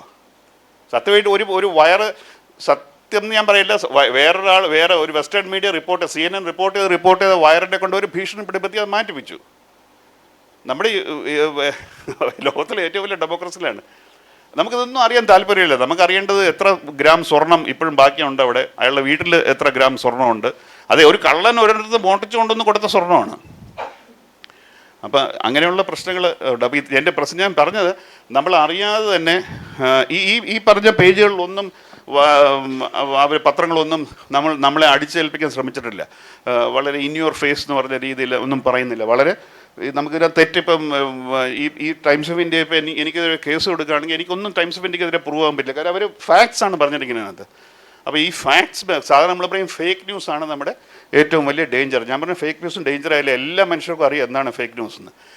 നമ്മൾക്ക് അറിയാം ഈ ഫാക്ട്സ് ബേസ്ഡ് ജേർണലിസം ഡിസൈഫർ ചെയ്യാനാണ് ഏറ്റവും വലിയ ബുദ്ധിമുട്ട്. ഇത് പറയാൻ വേണ്ടിയിട്ടാണ് വന്ന്. നമുക്കിനി ചോദ്യങ്ങളുണ്ടെങ്കിൽ നമുക്ക്. പ്രധാനമായിട്ട് ഞാൻ ചോദിക്കുന്നത്, ഇന്നിപ്പോൾ നമ്മുടെ രാജ്യത്ത് സാധാരണ PTIയും പിന്നെ അതുപോലെ ന്യൂസ് സർവീസായിരുന്നു നമുക്ക് വാർത്തകൾ, UNIയും. പക്ഷേ ഇപ്പോൾ അതിന് പകരം അമിത് മാളവ്യയാണ് ന്യൂസ് സർവീസ് നടത്തുന്നത്. അപ്പോൾ അമിത് മാളവ്യ കൊടുക്കുന്ന ന്യൂസ്, BJPക്ക് വേണ്ടി കൊടുക്കുന്ന ന്യൂസ് ഇന്ത്യയിലെ എല്ലാ ഭാഷാ പത്രങ്ങളിലും നാഷണൽ പത്രങ്ങളിലും അത് സെൻട്രൽ വാർത്തയായിട്ട് വരുന്നു. അത് ശരിക്ക് PTIക്കും UNIക്കും ഒരു തിരിച്ചടി ആവേണ്ടതാണ്. പക്ഷേ ഇവിടെ കൃത്യമായിട്ട് BJPയുടെ കേന്ദ്രം ഭരിക്കുന്ന സർക്കാരിൻ്റെ എന്താണോ ഇംഗിതം അതനുസരിച്ചിട്ടുള്ള വാർത്ത ഇവിടുത്തെ പത്രങ്ങൾ വളരെ കൃത്യമായി കൊടുക്കുന്നു. നമുക്കറിയാം, മുമ്പൊക്കെ പ്രധാനമന്ത്രിയായാലും മന്ത്രിമാരൊക്കെ പത്രക്കാർക്ക് അഭിമുഖം കൊടുത്തില്ലെങ്കിൽ അവരെ ബഹിഷ്കരിക്കുക പതിവാണ്. ഇപ്പോൾ തൃശ്ശൂർ പല പ്രാവശ്യം സുരേഷ് ഗോപി മാധ്യമങ്ങളെ തട്ടി ഓടിപ്പിച്ചു, രാജീവ് ചന്ദ്രശേഖർ ഓടിപ്പിക്കുന്നു. എന്നാലും ഇവർ ബഹിഷ്കരിക്കണില്ല. പണ്ട് അങ്ങനെയല്ല ഇവിടെ കണ്ടിരുന്നത്. ഏതെങ്കിലും ഇങ്ങനത്തെ രാഷ്ട്രീയ നേതാക്കന്മാരോ മന്ത്രിമാരോ അവരെ വേണ്ടത്ര പരിഗണന നൽകാതെ ചെയ്തു കഴിഞ്ഞാൽ അവർ ബഹിഷ്കരിക്കുന്നൊരു കാലഘട്ടമൊക്കെ കഴിഞ്ഞു. ഇപ്പോൾ അതേപോലെ വിദേശത്ത് പ്രധാനമന്ത്രി പോയാലും അവിടെ നിന്ന് വരുന്ന വാർത്ത നമ്മളിവിടെ പത്രത്തിൽ വായിച്ചാൽ തോന്നും ഇവരെ സ്വന്തം റിപ്പോർട്ടർ എഴുതണ പോലെയാണ് ഇവർ എഴുതണത്. മൻമോഹൻ സിംഗ് വരെ പോണ വരയ്ക്ക് അവരെ എപ്പോഴും പത്രക്കാരെ കൊണ്ടുപോകാറുണ്ട്. അപ്പോൾ ഇവർക്കിന്ന് അങ്ങനത്തെ അവസരം ഇല്ലെങ്കിലും അവിടെ മോദി അങ്ങനെ പറഞ്ഞു ഇങ്ങനെ പറഞ്ഞു വലിയ വാർത്തകൾ വലിയ തലക്കെട്ടായിട്ട് കൊടുക്കുന്നു. സത്യത്തിൽ ഇവർ ചെയ്യണത് ഇവരോട് തന്നെ ഒരു വഞ്ചനയാണ്. പക്ഷെ അത് എന്തുകൊണ്ട് ഇവർ മനസ്സിലാക്കണില്ല. മനോരമയും മാതൃഭൂമിയൊക്കെ 32 പേജ് അടിക്കാൻ വേണ്ടിയിട്ടുള്ള മെഷീനറികൾ പ്ലാന്റ് റെഡിയാക്കിയതാണ്. പക്ഷേ ഇപ്പോൾ അവരെ പല പത്ര പേജുകളും 16-14 ചുരുങ്ങി. എന്നിട്ട് അവർ ഈ മോദി സ്തുതി തുടരുന്ന ഒരു നിസ്സായ അവസ്ഥയാണ് കാണുന്നത്. അപ്പം അതിനെക്കുറിച്ചുള്ളൊരു കാര്യം പറഞ്ഞോ, ജസ്റ്റ് ഒന്ന് പറഞ്ഞു മാത്രം. അല്ല, UNI ഇപ്പോൾ വളരെ ശോഷിച്ച ഒരു ഏജൻസിയാണ്. PTI അങ്ങനെ തട്ടിമുട്ടി പോകുന്നു. പക്ഷേ ഇപ്പോൾ ഏറ്റവും പവർഫുൾ ആയിട്ടുള്ള ഇന്ത്യയിലെ ANI എന്ന് പറഞ്ഞ ഒരു ഏജൻസി, അത് എല്ലാവരും പറയുന്നത് ഒരു വനിത നടത്തുന്ന ഏജൻസിയാണ്. അത് BJP ഗവൺമെൻറ്റോട്ട് ഏറ്റവും അടുത്ത് നിൽക്കുന്ന ഏജൻസിയും അവർക്ക് മാത്രമായിട്ട് എക്സ്ക്ലൂസീവ് വാർത്തകൾ കൊടുക്കുകയൊക്കെ ചെയ്യുന്നുള്ള അത് ഒരു ഇത്. പിന്നെ പ്രധാനപ്പെട്ട പത്രങ്ങൾ ഈ ഏജൻസിയെ ഒരു 90 കഴിഞ്ഞ ശേഷം 1990 വരെ ഏജൻസിയെ എല്ലാവരും ആശ്രയിച്ചിരുന്നു. പക്ഷേ അതിന് ശേഷം നമ്മളിപ്പോൾ ടൈംസ് ഓഫ് ഇന്ത്യയോ ഇന്ത്യൻ എക്സ്പ്രസ്സോ ടെലിഗ്രാഫോ അതുപോലത്തെ മലയാള പത്രം ക്രെഡിറ്റ് കൊടുക്കാറില്ല. അതുകൊണ്ട് എനിക്ക് അറിയില്ല അവർ ഒന്നും പറയാതെ ചില കാര്യങ്ങൾ കൊടുക്കുക. അപ്പോൾ നോക്കുകയാണെങ്കിൽ ഏജൻസിയെ വളരെ കുറച്ചേ അവർ ആശ്രയിക്കാറുള്ളൂ. അപ്പോൾ ഏജൻസി ഒരു പ്രശ്നമാണെന്ന് എനിക്ക് തോന്നുന്നു. അമിത് മാളവ്യ കൊടുക്കുന്ന ചിലർ കൊടുക്കുന്നുണ്ടായിരിക്കാം, പക്ഷേ എല്ലാവർക്കും അവരവരുടെ റിപ്പോർട്ടേഴ്സ് ഉണ്ട്. അപ്പോൾ അതും ന്യൂസ് ഗാദറിങ് അല്ല പ്രശ്നം ന്യൂസ് സെലക്ഷനും ന്യൂസ് ഡിസ്പ്ലേയുമാണ്. അത് ഇത് രണ്ടും നടക്കുന്നത് ന്യൂസ് റൂമുകളിലാണ്, അത് ഫീൽഡിലല്ല നടക്കുന്നത്. ഇത് നടക്കുമ്പോൾ പണ്ട് ശക്തമായ ഒരു ഡെസ്കും ശക്തമായ ഒരു ബ്യൂറോ റിപ്പോർട്ടേഴ്സും, അപ്പോൾ താങ്കൾ നേരത്തെ പറഞ്ഞ പോലെ ഒരാളാവും മര്യാദയായിട്ട് ഒരു നേതാവ് പെരുമാറുകയോ എല്ലാം ചെയ്യുകയാണെങ്കിൽ കൂട്ടത്തോട് ബഹിഷ്കരിക്കുക എന്നൊക്കെ നടപടികളുണ്ടായിരുന്നു. പക്ഷെ അതിനുശേഷം ഇപ്പോൾ മീഡിയയുടെ ഇതും വളരെ സ്പ്രെഡ് ഔട്ടാണ്. റൈറ്റ് വിങ്ങിനും മറ്റുള്ളവർക്കുള്ളതുപോലെ മീഡിയ ഉണ്ട്. അപ്പോൾ അവരിപ്പോൾ ബോയ്ക്കോട്ട് ചെയ്തതുകൊണ്ട് അവർ നമ്മുടെ വാർത്തകളിൽ നിന്ന് അപ്രത്യക്ഷമാണെന്നില്ല. 2, വേറൊരു വലിയൊരു എത്തിക്കൽ ക്വസ്റ്റ്യൻ ഉണ്ട് അതിനകത്ത്. ഒരു പത്രപ്രവർത്തന ജോലി എന്താണ്? വാർത്ത കൊടുക്കുക എന്നുള്ളതാണ് അയാളുടെ ജോലി. എന്ന് പറഞ്ഞാൽ വായനക്കാരും ഇലക്ടഡ് മെമ്പേഴ്സും തമ്മിലുള്ള ഇൻ്റർഫേസാണ്. നമ്മളൊരു മീഡിയം മാത്രമാണ്. അപ്പം അവരുടെ പ്രഥമ കർത്തവ്യം വാർത്ത കൊടുക്കുകയാണോ അതോ നമ്മുടെ ഒഫൻസ്, എന്നെ ആരെങ്കിലും ചീത്ത വിളിച്ചു അതുകൊണ്ട് ഞാൻ നാളെ തൊട്ട് കൊടുക്കില്ല എന്ന് പറയുമ്പോൾ നമ്മൾ വായനക്കാരോടുള്ള നമ്മുടെ കവനൻ്റ് ബ്രേക്ക് ചെയ്യുക എന്നുള്ളൊരു വലിയൊരു ഈ ക്വസ്റ്റ്യൻ ആൻസർ ഇല്ല. അപ്പോൾ എൻ്റെ പേഴ്സണൽ ഇത് നമ്മളങ്ങനെ ആരെങ്കിലും ചീത്ത വിളിച്ചെന്ന് ഇപ്പം നമ്മൾ ടാക്സ് ഒരു റോഡിൽ നമ്മൾ തമ്മിൽ അല്ലെങ്കിൽ ബസ്സിലോ ആരെങ്കിലുമായിട്ട് വഴക്കുണ്ടാക്കി നമ്മൾ ചീത്ത വിളിക്കുന്നു, അവർ തിരിച്ച് ചീത്ത വിളിക്കുന്നു, അത് കഴിഞ്ഞ് നമ്മളങ്ങ് മറക്കുകയല്ലോ. നമ്മൾ വീട്ടിൽ പോയി പിന്നെ അവനെ വീട് കണ്ടുപിടിച്ച് പോയി അത് എന്തോ ഒരു മാനസിക അസുഖത്തിൻ്റെ പ്രശ്നമാണ്. അപ്പോൾ അതുപോലെ ബോയ്ക്കോട്ട് എന്നുള്ളത് ഒരു ആൻസർ ആക്കാൻ പാടില്ല. ഞാൻ പറയുന്നത് ബോയ്ക്കോട്ടിനെക്കാട്ടി എഫക്റ്റീവ് ഓരോ തവണ ഇപ്പോൾ സുരേഷ് ഗോപിയെക്കുറിച്ചൊരു വാർത്ത കൊടുക്കുകയോ ചെയ്യുമ്പോൾ അതിനകത്ത് സെക്കൻഡ് പാരഗ്രാഫിലോ അല്ലെങ്കിൽ ടെലിവിഷനിലോ എഴുതി കാണിക്കണം ഇദ്ദേഹം മാധ്യമങ്ങളെ ആക്ഷേപത്തിന് ശേഷം മാപ്പ് പറയാത്തൊരു വ്യക്തിയാണ്, പക്ഷേ വായനക്കാരുള്ള പ്രതിബദ്ധത കാരണം ഞങ്ങൾ റിപ്പോർട്ട് ചെയ്യണമെന്ന് കൊടുക്കാനുണ്ട്.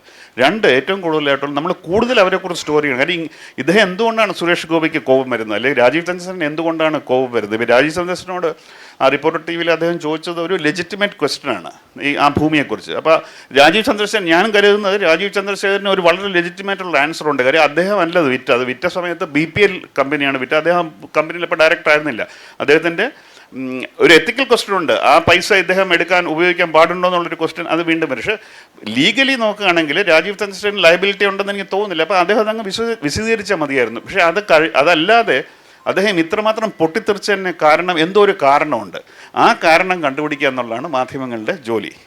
കാര്യം മറ്റുള്ളത് എല്ലാം പരസ്യമായിട്ടുള്ളൂ. അപ്പോൾ എന്തുകൊണ്ടാണ് ഇദ്ദേഹം അല്ലെങ്കിൽ എന്തുകൊണ്ടാണ് സുരേഷ് ഗോപി ഇങ്ങനെ അദ്ദേഹം പൊട്ടിത്തെറിക്കുന്നത്? എന്തെങ്കിലും അദ്ദേഹത്തിൻ്റെ ക്യാരക്ടറിലുള്ളൊരു ഫ്ലോ ആണോ, അല്ലെങ്കിൽ അദ്ദേഹത്തിൻ്റെ എന്തെങ്കിലും എന്താണെന്നുള്ളത് ഇത് നമ്മൾ കണ്ടുപിടിച്ചിട്ടില്ല. ഇതാണ് ഒരു മാധ്യമപ്രവർത്തനം എന്ന് പറഞ്ഞാൽ എല്ലാവർക്കും ഓബ്വിയസ് ആയിട്ടുള്ള ഒരു പ്രസംഗം എല്ലാവർക്കും കേൾക്കാം. ഒരു മുഖ്യമന്ത്രിയുടെ പ്രസംഗം നമ്മൾ കേട്ടിട്ട് റിപ്പോർട്ട് ചെയ്യുക എന്നുള്ളതിന് ഒരു മാധ്യമപ്രവർത്തൻ്റെ ആവശ്യമില്ല. നേരത്തെ പറഞ്ഞ ഒരു സ്റ്റെനോഗ്രാഫറുടെ ആവശ്യമുള്ളൂ. അപ്പോൾ ഒരു ഇതുണ്ട്, somewhere someone wants to hide something that is news, everything else is advertising എന്നുള്ള ഒരു പഴയ ഒരു ഭുവൻ ബ്രാക്കിൻ്റെ ഒരു ഡെഫിനിഷനാണ് ജേർണലിസ്റ്റിൻ്റെ. ഇത് നമ്മൾ പലപ്പോഴും മറക്കുക. ആളുകൾ എന്താണ് ഒളിക്കാൻ ശ്രമിക്കുന്നത് അത് പുറത്ത് കൊണ്ടുവരിക എന്നുള്ള ഇതാണ്. അപ്പോൾ ഇതൊക്കെ ഈ കാര്യം ചെയ്യണമെങ്കിൽ വളരെയധികം ട്രെയിനിങ് ആവശ്യമുണ്ട്. ഒരുപാട് ട്രെയിനിങ് എന്ന് പറഞ്ഞാൽ വർഷങ്ങളുടെ ട്രെയിനിങ് ആണ്. ഇതൊന്നും ഒരു ന്യൂസ് റൂമിൽ ഇപ്പോൾ നടക്കുന്നില്ല എന്നുള്ളത്. ടെലിവിഷൻ റിപ്പോർട്ട് അതിനെ കണ്ടാൽ, അവർ റിപ്പോർട്ട് ചെയ്യുന്ന കണ്ടാൽ തന്നെ അറിയില്ല എന്താ. അപ്പോൾ നമുക്ക് തന്നെ കഷ്ടം തോന്നും. ഒരു സെൻറ്റൻസ് പോലെ നേരെ സംസാരിക്കാൻ വയ്യാതെ അവർ ഓരോന്ന് മുഖ്യമായി ഇപ്പോൾ സംഭവിച്ചതെന്നാൽ ഒരു കാര്യം തന്നെ വീണ്ടും ഒരു ഓട്ടോറിക്ഷ ആക്സിഡൻ്റ് ആണെങ്കിലും പറയും വളരെ പ്രധാനപ്പെട്ട എന്നുള്ള ഓട്ടോറിക്ഷയുടെ വീല് പൊങ്ങി നിന്നു, അല്ലെങ്കിൽ ഓട്ടോറിക്ഷയുടെ ഇത് പോട്ട് വളരെ മുഖ്യമായി ഇപ്പോൾ സംഭവിക്കുന്ന ഇങ്ങനെ കുറേ ഫ്രേസസും വെച്ച് തട്ടിമുട്ടി അങ്ങ് പോകും. അപ്പം ട്രെയിനിങ് ഇല്ല എന്നുള്ളതിൻ്റെ ഞാൻ അവരെ പരിഹസിക്കുകയല്ല, അവർക്ക് ട്രെയിനിങ് കൊടുക്കുകയാണ് വേണ്ടത്. എന്ന് പറഞ്ഞാൽ വളരെ ബേസിക് ട്രെയിനിങ് പോലും കിട്ടിയിട്ടില്ലാത്ത ആളുകളെ നമ്മൾ ഫീൽഡിലോട്ട് ഈ ജേർണലിസം സ്കൂളിൽ നിന്ന് വന്നവരെ ഈ ഡീപ്പ് എൻഡ് ഓഫ് ദ പൂളിലോട്ട് തള്ളിവിടുക. അത് ഒരു കൊഴിഞ്ഞു പോകുന്നുണ്ട് നമ്മളറിയാതെ വരെ. പലരും ഡിപ്രഷനും മെൻ്റൽ ബ്രേക്ക് ഡൗണൊക്കെ ആയിട്ട് പോകുന്നവരുമുണ്ട്. അപ്പം ഈ ബേസിക് സ്കിൽ ട്രെയിനിങ് കഴിഞ്ഞ ശേഷം ഒരാളിനെ കുറിച്ച് എങ്ങനെയാണ് വിവരങ്ങൾ ശേഖരിക്കുക എന്നുള്ളത് നിയമപരമായി ഇതിനൊക്കെ ഒരുപാട് ട്രെയിനിങ് ഒരു 16-17 വർഷം എടുത്ത് മാത്രമേ നമുക്കൊരു റിപ്പോർട്ടറെ ബിൽഡ് ചെയ്യാൻ പറ്റുള്ളൂ.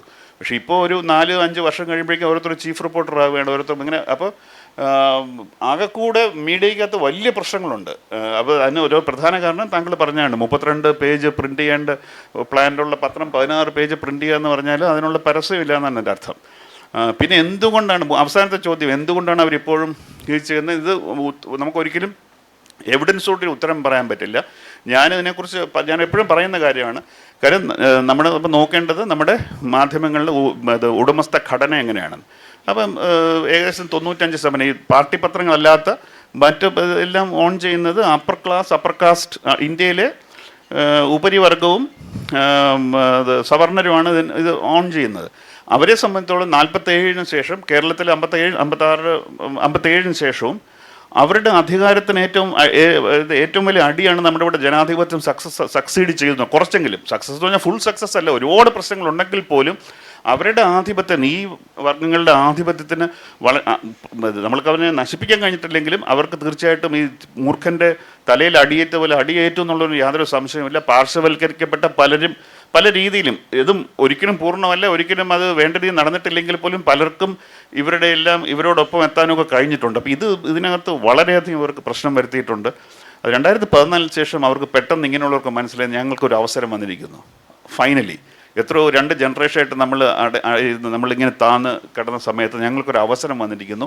ആ അവസരം അവർ ആ ഉള്ളിലുള്ള വിഷവും മറ്റു കാര്യങ്ങളും പൂർണ്ണമായി അതുവരെ ഉപയോഗിക്കുന്ന ചെറിയൊരു ഭയമുണ്ട്, ചെറിയൊരു ഭയം, വലിയ ഭയമൊന്നുമല്ല, ചെറിയൊരു ഭയം ഉള്ളിൽ.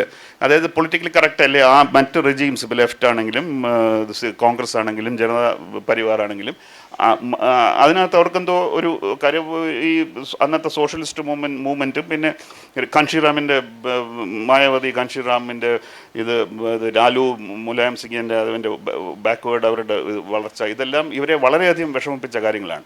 അത് നമ്മൾ 91 മണ്ഡൽ കമ്മീഷൻ ഇത് വന്നപ്പോൾ കണ്ടാണല്ലോ ഡൽഹിയിൽ തെരുവുകളിൽ എന്താ സംഭവിച്ചതെന്ന്. അതിൻ്റെ ഏറ്റവും നഗ്നമായ പ്രകടനമാണ് നമ്മൾ കണ്ടത്. അപ്പോൾ അതെന്തായിരുന്നു, അത് ആ 40 വർഷത്തിൻ്റെ ഉള്ളിലുള്ള വിഷം മുഴുവൻ നമ്മൾ കണ്ടില്ലേ. റോഡിലിറങ്ങി എന്തൊക്കെയാണ് ഇവർ ചെയ്തതെന്ന് ക്യാപിറ്റൽ സിറ്റിയിൽ.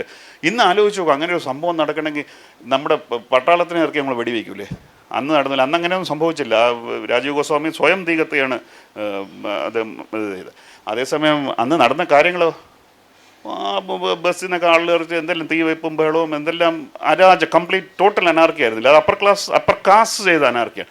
അതുപോലെ 2014 അവർക്ക് ഈ ന്യൂസ് റൂമിലുള്ള ഉടമസ്ഥർക്കും മറ്റവർക്കും അവർക്ക് മനസ്സിലായി ഞങ്ങൾക്ക് ഇതാണ് ചാൻസ്. ആ ചാൻസ് അവർ വളരെയധികം ഉപയോഗിക്കുന്നു. കാര്യം ഇത് ചെയ്യുന്നതുകൊണ്ട് ഇവർക്ക് താങ്കൾ പറഞ്ഞ പോലെ യാതൊരു സാമ്പത്തിക നേട്ടവും, ചിലർക്ക് കുറച്ച് പരസ്യം കിട്ടുന്ന സർക്കാർ പരസ്യം കൊണ്ട് ഒരു പത്രം രക്ഷപ്പെടില്ല, രക്ഷപ്പെട്ട ചരിത്രവും ഇല്ല. സർക്കാരിന് ഒരു പത്രത്തിൽ ചെറുകിട പത്രങ്ങളെ സഹായിക്കാം. ഈ വൻകിട ടൈംസ് ഓഫ് ഇന്ത്യക്ക് ആകെ 5%, ടൈംസ് ഓഫ് ഇന്ത്യയുടെ മൊത്തം ടേൺ ഓവറിൻ്റെ 5-6% മാത്രമാണ് സർക്കാരിൻ്റെ പരസ്യം. വലിയ പത്രങ്ങളിൽ അങ്ങനെ വരുള്ളൂ, മാക്സിമം 10%, മൊത്തം 10% ഒരു തുച്ഛമായ ഇതാണ്. അപ്പോൾ ഇത് കൊണ്ടാണെന്ന് ഞാൻ കരുതുന്നു. പക്ഷേ ഇതൊന്നും തെളിവില്ല. ഇവർ ഈ പറയുന്നതിനെല്ലാം അവരുടെ PR ഏജൻസും മറ്റതും കൊണ്ട് അവർ ഖണ്ഡിക്കും. അവർ പറയും അത് വേറൊരു നമ്മൾ നോക്കേണ്ട കാര്യം, പെട്ടെന്ന് നിങ്ങൾ ഓർത്തോ ഒരു ദളിത് എഡിറ്ററിൻ്റെ ഒരു മുസ്ലിം എഡിറ്ററിൻ്റെ പേര് നിങ്ങൾക്ക് പെട്ടെന്ന് ഓർമ്മ വരുന്നുണ്ടോ? ഇന്ത്യയിലെ വലിയ പ്രധാനപ്പെട്ട നമുക്കറിയാവുന്ന പത്രങ്ങളിൽ പെട്ടെന്ന് നോക്കുകയാണെങ്കിൽ ഒരു എം ജെ അക്ബർ, ഇപ്പോൾ എഡിറ്ററല്ല, പണ്ടൊരു എം ജെ അക്ബർ ഉണ്ട്, പിന്നെ സയ്യിദ് നക്കി ഉണ്ട്. അതെല്ലാം നമുക്കങ്ങനെ പറയാനായിട്ട് വലിയ ബുദ്ധിമുട്ടാണ്. കാര്യം ഇല്ല എന്നുള്ളതാണ് സത്യം. ഇപ്പം ഞാൻ ടെലിഗ്രാഫ് പോലെ ലിബറൽ എന്ന് പറയും, ഞാൻ ഓർഗനൈസേഷനിൽ 3-4 മുസ്ലിം റിപ്പോർട്ടേഴ്സാണ് ഞങ്ങൾക്കുള്ളത്. ദളിത് റിപ്പോർട്ടേഴ്സ് ഇല്ല എന്ന് തന്നെ പറയാം. അപ്പം ഇങ്ങനെ ഒരു മുസ്ലിം റിപ്പോർട്ടർ ഇല്ലാത്ത സ്ഥിതിക്ക് എനിക്കൊരു മുസ്ലിം ഇഷ്യൂ വരുമ്പോൾ ഞാൻ എന്നുള്ള എഡിറ്റർ എന്ന നിലയിൽ ഞാൻ ആരോട് സംസാരിക്കുന്നത് എനിക്കറിയില്ല. അപ്പം നമ്മൾ ചെയ്യുന്നത് എന്താണ്, ഈ യൂട്യൂബിലും മറ്റും കാണുന്ന വളരെ ഈ ഹിന്ദുത്വയിൽ മോശമായി സംസാരിക്കും പോലെ മോശമായി സംസാരിക്കുന്ന ഇപ്പുറത്തുണ്ട്, ഇപ്പുറ സൈഡിലുണ്ട് ചില പുരോഹിതന്മാരൊക്കെ വളരെ മോശമായ രീതിയിലും മറ്റും. പക്ഷെ നമ്മൾ ഇവരെ കണ്ടിട്ടുള്ളൂ. അപ്പം നമ്മൾ ഇവരുടെ അടുത്ത് പോയി അഭിപ്രായം ചോദിക്കും. അപ്പോൾ ഇവർ കൂടുതൽ ആംപ്ലിഫിക്കേഷൻ കിട്ടുകയാണ്. പക്ഷേ മുസ്ലിം കമ്മ്യൂണിറ്റി ഇപ്പോൾ വളരെ എഡ്യൂക്കേറ്റഡ് ആയിട്ടുള്ള, വളരെ നന്നായി ആർട്ടിക്കുലേറ്റ് ആയിട്ടുള്ള ചെറുപ്പക്കാർ ഒരുപാട് പേരുണ്ട്. പക്ഷെ നമുക്കറിയില്ല. അങ്ങനെ അറിയാത്ത കാര്യം നമ്മുടെ ന്യൂസ് റൂമിൽ ആ റെപ്രസെൻറ്റേഷൻ ഇല്ല. ഇപ്പോൾ റെപ്രസെൻറ്റേഷൻ എന്ന് പറഞ്ഞാൽ നമ്മൾ റിസർവേഷൻ എന്ന് പറഞ്ഞാൽ അവമാനിക്കും. റെപ്രസെൻറ്റേഷൻ ആണ് പറയേണ്ടത്. ആ റെപ്രസെൻറ്റേഷൻ ഇല്ല. അപ്പോൾ ഇത് മൻമോഹൻ സിംഗ് ഗവൺമെൻറ് ഏറ്റവും വലിയൊരു കുറ്റമായിട്ട് ഞാൻ കാണുന്നത് പ്രൈവറ്റ് റെപ്രസെൻറ്റേഷൻ, പ്രൈവറ്റ് കമ്പനികളിലും കൊണ്ട് റിസർവേഷൻ നിർബന്ധമാക്കണമായിരുന്നു. അല്ലാതെ എങ്ങനെ നമ്മൾ ജേർണലിസ്റ്റുകളെ കൊണ്ടുവരും? ഇപ്പോൾ എനിക്കൊന്ന് കേരള ഗവൺമെൻറ് നല്ലൊരു കാര്യം ചെയ്യുന്നുണ്ട്. ഈ പാർശ്വവൽക്കരിക്കപ്പെട്ട ഇതെന്ന് ന്യൂസ് റൂമിൽ അവരെ അപ്പോയിൻ്റ് ചെയ്യുകയാണെങ്കിൽ 15,000 രൂപ മാസം ഗവൺമെൻറ് കൊടുക്കുകയും ബാക്കി 5,000 മറ്റോ സംഘടന ഓർഗനൈസേഷൻ കൊടുത്തത് വളരെ നല്ലൊരു ഇനിഷ്യേറ്റീവാണിത്. പക്ഷേ ഇത് ഞാനിതിനെക്കുറിച്ച് അറിഞ്ഞ 2 ദിവസം മുമ്പാണ്. എത്ര പത്രങ്ങൾക്ക് പോലും ഇതിനെക്കുറിച്ച് അറിയാമെന്നുള്ള കാര്യം എനിക്കറിയില്ല. അങ്ങനെ വളരെ അഫർമേറ്റീവായിട്ടുള്ള ഇൻ്റർവെൻഷൻ കൊണ്ടേ ഇത് മാറുള്ളൂ, അല്ലാതെ മാറ്റം കഴിയില്ല. അപ്പോൾ ഞാൻ അടുത്തറിഞ്ഞ മലയാളത്തിലൊരു പത്രത്തിൽ എത്രയോ വർഷങ്ങൾക്ക് ശേഷം ഒരു മുസ്ലിം ജേർണലിസ്റ്റിനെ എടുത്തു. കാര്യം എന്താണെന്ന് വെച്ചാൽ റംസാൻ ഈ തീരുന്ന സമയത്തെ ഈദാണ്. അപ്പോൾ ഈദും റംസാനും തമ്മിലുള്ള വ്യത്യാസം അവിടുത്തെ തലതൊട്ടപ്പന്മാർ തൊട്ട് ഏറ്റവും അവർക്ക് അറിഞ്ഞുകൂടാ. അപ്പോൾ അവർ റംസാൻ ആഘോഷം എന്ന് പറഞ്ഞ് ക്യാപ്ഷൻ ഇട്ട് വിറ്റേന്ന് ഒരുപാട് പരാതി വന്നു. അപ്പോൾ ആണ് മനസ്സിലായത് അവർക്ക് ഞങ്ങൾക്ക് ഞാൻ പറയുന്ന ഇപ്പം നടക്കുന്ന സംഭവമാണ്. ഇവിടെ കേരളത്തിലെ പോലെ അഭ്യസ്ത വിദ്യരെന്നവർക്ക് അവർക്ക് നമ്മുടെ സഹോദരന്മാർ നമ്മുടെ അടുത്ത് ജീവിക്കുന്നവരുടെ മറ്റൊരു മതത്തിലായതുകൊണ്ടുള്ള അവരുടെ ഏറ്റവും പ്രധാനപ്പെട്ട ഒരു ദിവസത്തിൻ്റെ വ്യത്യാസം പോലും അറിയാതെയാണ് നമ്മളോട് പലരും പത്രപ്രവർത്തനം നടത്തുന്നതിനുള്ള വളരെ സങ്കടകരമായ കാര്യം. അപ്പോൾ താങ്കളുടെ ചോദിച്ചതിന് എനിക്കിതാണ് തോന്നുന്നത്. അല്ലാതെ കാര്യം ഇത് പത്രം ഇതിൽ മാത്രം നമ്മുടെ വീടുകളിൽ ആലോചിച്ച് നോക്കൂ. നമ്മുടെ കുടുംബ വാട്സപ്പ് ഗ്രൂപ്പിൽ 90-കളിലും 80-കളിലും 70-കളിലോ നമ്മൾ ഈ ജാതിയോ മതമോ ഒന്ന് ഡിസ്കസ് നമ്മളിപ്പോൾ തമാശയ്ക്ക് പറയും പോളണ്ടിനെ കുറിച്ച്. പക്ഷേ പോളണ്ടിനെ കുറിച്ച് ഡിസ്കസ് ചെയ്യുന്നുണ്ട് അങ്ങനെ പ്രത്യേകിച്ച് കുഴപ്പമൊന്നും വേണ്ട, നല്ലത്. ഇപ്പോൾ എന്തൊക്കെയാണ് നമ്മൾ ഡിസ്കസ് ചെയ്യുന്നത്? എന്തൊക്കെ വൃത്തികെട്ട കാര്യങ്ങളാണ് ഡിസ്കസ് ചെയ്യുന്നത്?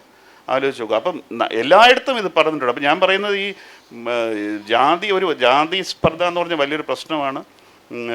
ജാതി സ്പർദ്ധയല്ലേ, ജാതികളെ കുറിച്ചുള്ള ഈ പ്രത്യേകിച്ച് സവർണരുടെ ഇടയിലുള്ള ഒരു ഇത് അവർക്ക് ഇപ്പോൾ ഒരു ചാൻസ് കിട്ടിയതുപോലെ അതിൻ്റെയൊക്കെ ഒരു എക്സ്പ്രഷൻ ആണെന്നാണ് ഞാൻ വിചാരിക്കുന്നത്. അല്ലാതെ വേറെ എനിക്ക് എക്സ്പ്ലനേഷൻ എത്ര ആലോചിച്ചു. കാര്യം നമുക്ക് സെൽഫിഷായിട്ടൊരു നേട്ടം, ഒരു ഫിനാൻഷ്യൽ ഗെയിൻ ഉണ്ടെങ്കിൽ മനസ്സിലാക്കുക, അത് കിട്ടുന്നില്ല. ഫിനാൻഷ്യൽ ഗെയിൻ കിട്ടുകയാണെങ്കിൽ കുറച്ചും കൂടെ ആശ്വാസം, കാര്യം കുറച്ചും കൂടെ പൈസ കൊടുത്താലും അവൻ മാറുമായിരിക്കും.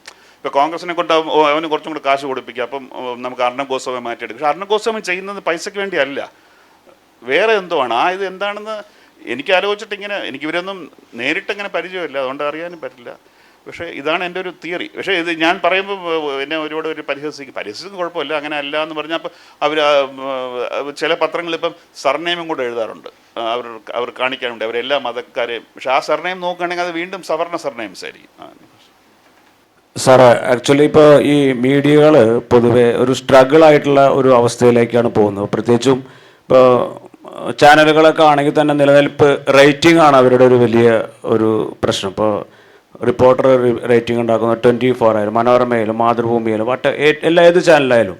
അപ്പോൾ അങ്ങനെ ഒരു റേറ്റിങ്ങിൻ്റെ ഒരു പ്രശ്നത്തിൻ്റെ മുകളിലുള്ള ഒരു മത്സരം ഒരു നാളത്ത് നടക്കുന്നു. പ്രിൻ്റ് മീഡിയ ആണെങ്കിൽ നിലനിൽക്കാനുള്ള ഒരു ബുദ്ധിമുട്ടിൽ, അത് print media is going down in every day. അത് സാർ പ്രിൻ്റ് മീഡിയയിൽ നിന്ന് വന്നുകൊണ്ട് ആളായതുകൊണ്ട് സാറിന് അറിയുമായിരിക്കും.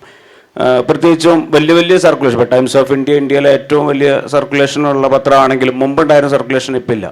അത് ദൈനിക് ജാഗരണായാലും ദൈനിക് ഭാസ്കറായാലും മനോരമയായാലും മാതൃഭൂമിയായാലും ഏത് പത്രമായാലും. അപ്പോൾ ഇത്തരം ഒരു സാഹചര്യത്തിൽ ഈ വാർത്തകൾ തമ്മിലുള്ള മത്സരങ്ങളുണ്ടല്ലോ, ഈ ഇപ്പോൾ കൊടുക്കുന്ന വാർത്തകൾ, പ്രത്യേകിച്ചും ഇപ്പോൾ മോദി ഗവൺമെൻറ് അധികാരത്തിൽ വന്നതിന് ശേഷം മാധ്യമങ്ങൾക്ക് കൂച്ചുവലം കിടങ്ങുന്ന ഒരു സംഭവം ഉണ്ടായിട്ടുണ്ട്. അപ്പോൾ ഒരു വാർത്ത, ഇപ്പോൾ BJP ഗവൺമെൻറ്റിനെതിരെ ഒരു വാർത്ത കൊടുത്തു കഴിഞ്ഞാൽ ഇന്ത്യൻ ബ്രോഡ്കാസ്റ്റിംഗ് ഇതിൻ്റെ പവർ ഉപയോഗിച്ച് തീർച്ചയായിട്ടും ആ മാധ്യമത്തെ ഇല്ലാതാക്കുക, അല്ലെങ്കിൽ അവരെ എങ്ങനെയും തളയ്ക്കുക എന്നൊക്കെയുള്ളൊരു രീതിയിലേക്ക് വന്നിട്ടുണ്ട്. അപ്പോൾ മീഡിയ വണ്ണൊക്കെ അങ്ങനെ പ്രശ്നം വന്ന് കുറച്ചു കാലം ബാൻ ചെയ്യപ്പെടുകയും പിന്നീട് വീണ്ടും തിരിച്ച് കോടതി വിധിയോടുകൂടി തിരിച്ചു വരികയൊക്കെ ചെയ്ത ഒരു സാഹചര്യം നമുക്കറിയാം. അപ്പോൾ ഇത്തരം ഒരു സാഹചര്യത്തിൽ മാധ്യമങ്ങൾ ശരിക്കും പറയുകയാണെങ്കിൽ ഇവരെ ഭയക്കുന്നു എന്നുള്ളത് തന്നെയാണ് എനിക്ക് തോന്നിയിട്ടുള്ള ഒരു കാര്യം. അപ്പോൾ പണ്ടൊക്കെ പറയായിരുന്നു പത്രധർമ്മം. സത്യം പറഞ്ഞാൽ പത്രധർമ്മം എന്നുണ്ടെന്ന് ഞാൻ വിശ്വസിക്കുന്നില്ല. It's A business. Actually business ആണ് ഇപ്പോൾ മേജറായിട്ടുള്ള എല്ലാ സ്ഥാപനങ്ങളാണെങ്കിലും മീഡിയ ആണെങ്കിലും ഒരു കോർപ്പറേറ്റ് ലെവലിലേക്ക് മാറിക്കൊണ്ടിരിക്കുകയാണ്. അവർ തീർച്ചയായിട്ടും അവിടെയുള്ള എംപ്ലോയീസിനെയും അവരങ്ങനെ തന്നെയാണ് കണക്കാക്കുന്നത്. അപ്പോൾ ഈ ഒരു സാഹചര്യത്തിൽ രണ്ട് കാര്യങ്ങൾ, ഒന്ന് ഈ ഗവൺമെൻറ്റിൻ്റെ അധികാരം ഉപയോഗിച്ച്, ഇപ്പോൾ ED ഉപയോഗിച്ചിട്ടാണെങ്കിലും എന്ത് വന്നാലും ED വരുന്നു, അവിടെ ഒരു ചെക്കിങ് നടക്കുന്നു. ഇപ്പോൾ എത്രയോ ടെലിഗ്രാഫിനൊക്കെ നേരിടേണ്ടി വന്ന പ്രശ്നങ്ങളൊക്കെ സാറിന് അറിയാമല്ലോ. അപ്പോൾ ആ ഒരു സാഹചര്യത്തിൽ പത്രധർമ്മങ്ങൾ ശരിക്കും നിലനിൽക്കാൻ ഇങ്ങനെ ഈ ഒരു സാഹചര്യത്തിലാണ് മുന്നോട്ട് പോകുന്നതെങ്കിൽ ഇവരുടെ ഒരു അവസ്ഥ എന്തായിരിക്കുന്നതാണ് സാറിന് തോന്നുന്നത്? അതുപോലെ തന്നെ ഈ റേറ്റിങ്ങിൻ്റെ ഇപ്പോൾ ആൾ പറഞ്ഞു 32 പേജുള്ള പത്രം ഇറക്കാൻ വേണ്ടി 16 പേജ് ഇറക്കുന്നു. അതിൻ്റെ കാരണം എന്ന് പറഞ്ഞാൽ പരസ്യമില്ലായ്മ തന്നെയാണ്. പരസ്യമില്ലായ്മയുടെ കാരണം എന്ന് പറഞ്ഞാൽ സർക്കുലേഷൻ കുറഞ്ഞതാണ്. പിന്നെ നോട്ട് നിരോധനത്തിന് ശേഷം ഇന്ത്യയിൽ വന്ന സാമ്പത്തിക പ്രശ്നങ്ങളും അതൊക്കെ ഇതിൻ്റെ ഭാഗമാണ്. അപ്പോൾ ഇത്തരം ഒരു സാഹചര്യത്തിൽ ഇനി ഇങ്ങനെ മുന്നോട്ട് പോവുകയാണെങ്കിൽ ഈ പ്രിൻ്റ് മീഡിയ ഒക്കെ എത്ര കാലം ഇങ്ങനെ പോകുമെന്ന്, അല്ലെങ്കിൽ അതിൻ്റെ ഒരു നിലനിൽപ്പ് എന്തായിരിക്കും എന്ന് സാറിന് തോന്നുന്നു? നിലനിൽപ്പ് എന്താണെന്ന് പറയുകയാണെങ്കിൽ ഞാൻ പറഞ്ഞു എനിക്ക് പുലിത്സർ പ്രൈസ് കിട്ടും. ഞാൻ മറ്റു കാര്യങ്ങൾ സംസാരിക്കും. ഈ പത്രധർമ്മം എന്നുകൊണ്ട് ഉദ്ദേശിച്ചത് പത്രധർമ്മം എന്നുകൊണ്ട് ഉദ്ദേശിച്ചത് ഞാൻ മൊറാലിറ്റി മാത്രമല്ല, അതിനുള്ളൊരു സ്ട്രക്ചർ, അതിനുള്ളൊരു ബ്ലൂ പ്രിൻ്റ് എന്ന് പറഞ്ഞാൽ. അപ്പം ഈ ഭയം എന്ന് പറയുന്ന സംഭവം അത് വരാൻ കാരണം ഈ പത്രങ്ങൾ ആ ബേസിക് ധർമ്മത്തിൽ നിന്ന് മാറി എന്നുള്ളത്. കാര്യം പത്രങ്ങളുടെ ജോലി എന്താണ്? വാർത്ത പ്രസിദ്ധീകരിക്കുക എന്നുള്ളത്, പത്രം പബ്ലിഷ് ചെയ്യുക. പക്ഷേ ഇന്ത്യയിൽ നമ്മൾ നോക്കുകയാണെങ്കിൽ പ്രത്യേകിച്ച് ടെലിവിഷൻ ചാനൽ അവർക്ക് മറ്റ് പല ബിസിനസ്സുകളുമുണ്ട്. അപ്പോഴാണ് ED വരല. ഞാൻ ചോദിക്കട്ടെ, മലയാള മനോരമ എന്തുകൊണ്ട് EDയെ ഭയപ്പെടണം? ടൈംസ് ഓഫ് ഇന്ത്യ എന്തുകൊണ്ട് EDയെ ഭയപ്പെടണം? പെടേണ്ട ഒരു ആവശ്യമില്ല. ഇന്ത്യയിലെ ലോകത്തിലെ ഏറ്റവും നല്ല ചാർട്ടേഡ് അക്കൗണ്ടൻസാണ് അവരുടെ ഫിനാൻഷ്യൽ കാര്യങ്ങൾ ഡീൽ ചെയ്യുന്നത്. ഒരു കാര്യത്തിൽ ED എന്ത് വിചാരിച്ചാലും അവരെ ഒന്നും ചെയ്യാൻ പറ്റില്ല. നമ്മൾ എനിക്ക് 110% ഷുവറാണ് അതിനെക്കുറിച്ച്. എന്ത് ഭയം ടൈംസ് ഓഫ് ഇന്ത്യക്ക്? ടെലിവിഷൻ ചാനലിൽ താങ്കൾ പറഞ്ഞ പോലെ ഇപ്പോൾ INB ഇത് ചെയ്യാം. പക്ഷേ മീഡിയ വണ്ണിൻ ചെയ്തത് മീഡിയ വണ്ണിൻ്റെ ജേർണലിസം കൊണ്ടല്ല, മറ്റു ഞാൻ നേരത്തെ പറയാൻ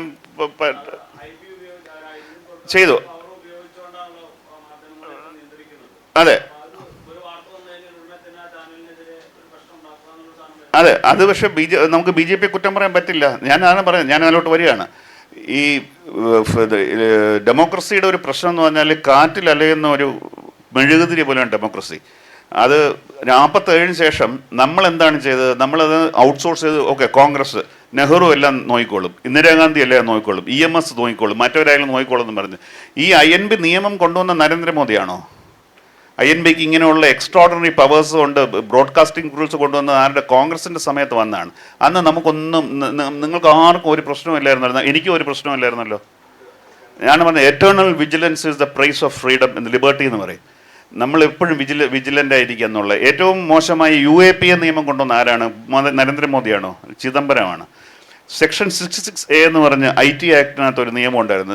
ഇന്ത്യയിലെ പല ചെറുപ്പക്കാരെയും പിടിച്ച് മൃഗീയമായ രീതിയിൽ പോലീസ് ടോർച്ചർ ചെയ്തൊരു സംഭവം 2007-നും 2008-നും 2011 ഇടയ്ക്ക് മൻമോഹൻ സിംഗ് പ്രധാനമന്ത്രിയായ സമയത്ത് ഇന്ത്യയിലെ പല സ്ഥലങ്ങളിലും IT ആക്ട് സെക്ഷൻ 66A എന്ന് പറഞ്ഞു ആരെങ്കിലും കുറിച്ച് എന്തെങ്കിലും എഴുതുകയാണെങ്കിൽ IT ആക്ട് വെച്ച് ബെയിലില്ലാതെ പിടിച്ചിട്ട് ഇടിക്കുക എന്നുള്ള ചെറുപ്പക്കാരിലെ കൂടുതൽ ഇതിനെക്കുറിച്ചൊക്കെ തന്നെ. അതിനെക്കുറിച്ച് നമ്മളൊന്നും പ്രതികരിച്ചില്ല. എന്നിട്ട് supreme court 2016 66A strike down ചെയ്തു.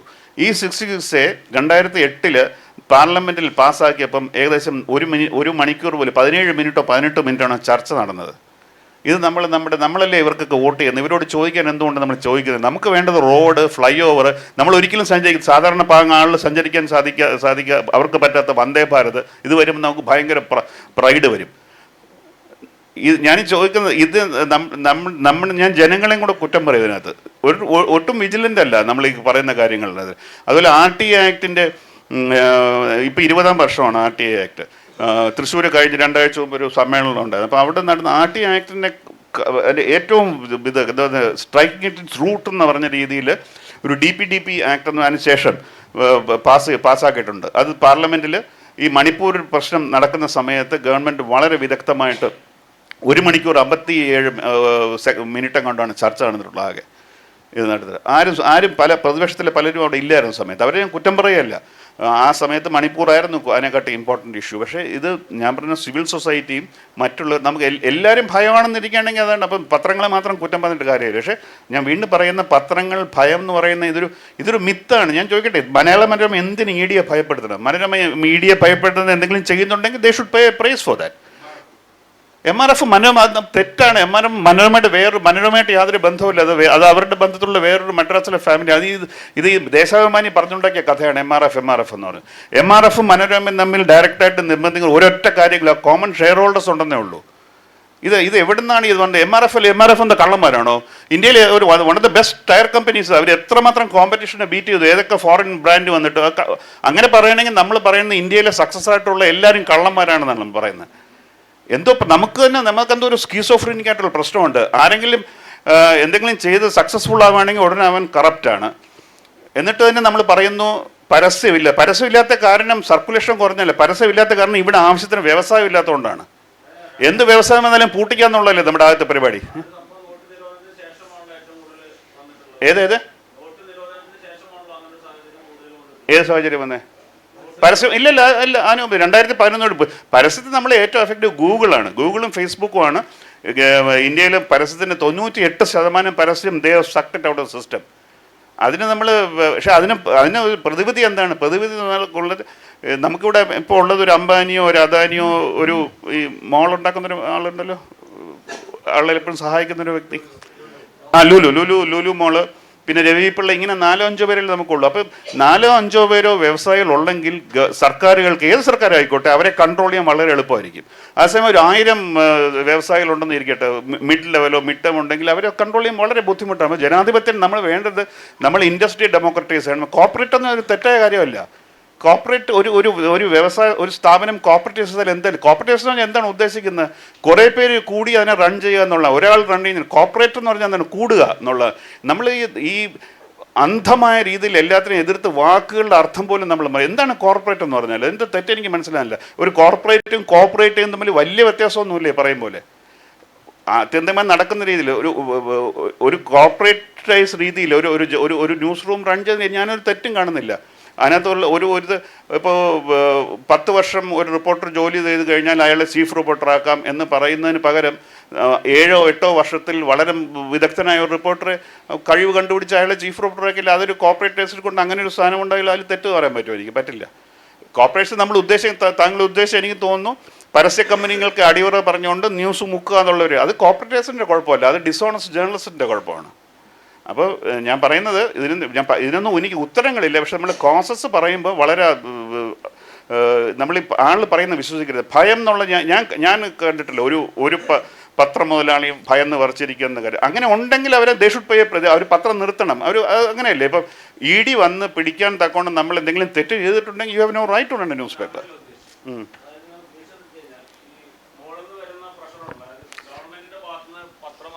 ഇത് എനിക്ക് അങ്ങനെ പ്രഷറുണ്ടോ? എങ്ങനെ? താങ്കൾ ഒരു ഉദാഹരണം പറഞ്ഞത്. മീഡിയ വണ്ണിന് ഒരിക്കലും ഒരിടത്തും പറഞ്ഞിട്ടില്ല ഞങ്ങളെ ആരെങ്കിലും വിളിച്ച് ഈ വാർത്ത ക്യാരി ചെയ്തെന്ന് പറഞ്ഞിട്ടുണ്ടോ? ഇല്ലല്ലോ.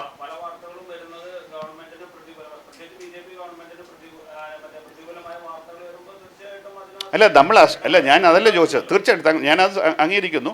മീഡിയ വൺ ചെയ്ത് പല വാർത്തകളും എതിരായതുകൊണ്ട് ഗവൺമെൻറ് അവരെ ബാൻ ചെയ്ത് മനസ്സിലായി. പക്ഷെ നമ്മൾ പറഞ്ഞതല്ലേ പ്രഷർ വരുന്നു എന്നുള്ള ഞാൻ ചോദിച്ചത്. അത് എവിടെയെങ്കിലും താങ്കൾക്കൊരു വ്യക്തമായിട്ടൊരു കാര്യം, ഞാൻ 34 വർഷം ജേർണലിസ്റ്റിലുണ്ടായിരുന്നു. 1990 തുടങ്ങിയാണ്. എൻ്റെ പത്രപ്രവർത്തന ജീവിതത്തിൽ ഒരു ദിവസം പോലും എനിക്ക് ഒരു പ്രഷർ വന്നിട്ടില്ല. എനിക്ക് പ്രഷർ വന്നിട്ടുള്ളത് ഞാൻ പ്രസിദ്ധീകരിച്ച ശേഷം ചീത്ത വിളിക്കുക, കേസ് കൊടുക്കുക, 18 കോടതികളുടെ നാട്ടിൽ കേസ് കൊടുക്കുക, ഇങ്ങനെയുള്ള കാര്യം. അത് പ്രഷർ പബ്ലിഷ് ചെയ്ത ശേഷമാണ്. പബ്ലിഷിങ്ങിന് മുമ്പ് പ്രഷർ വരുന്നു എന്ന് പല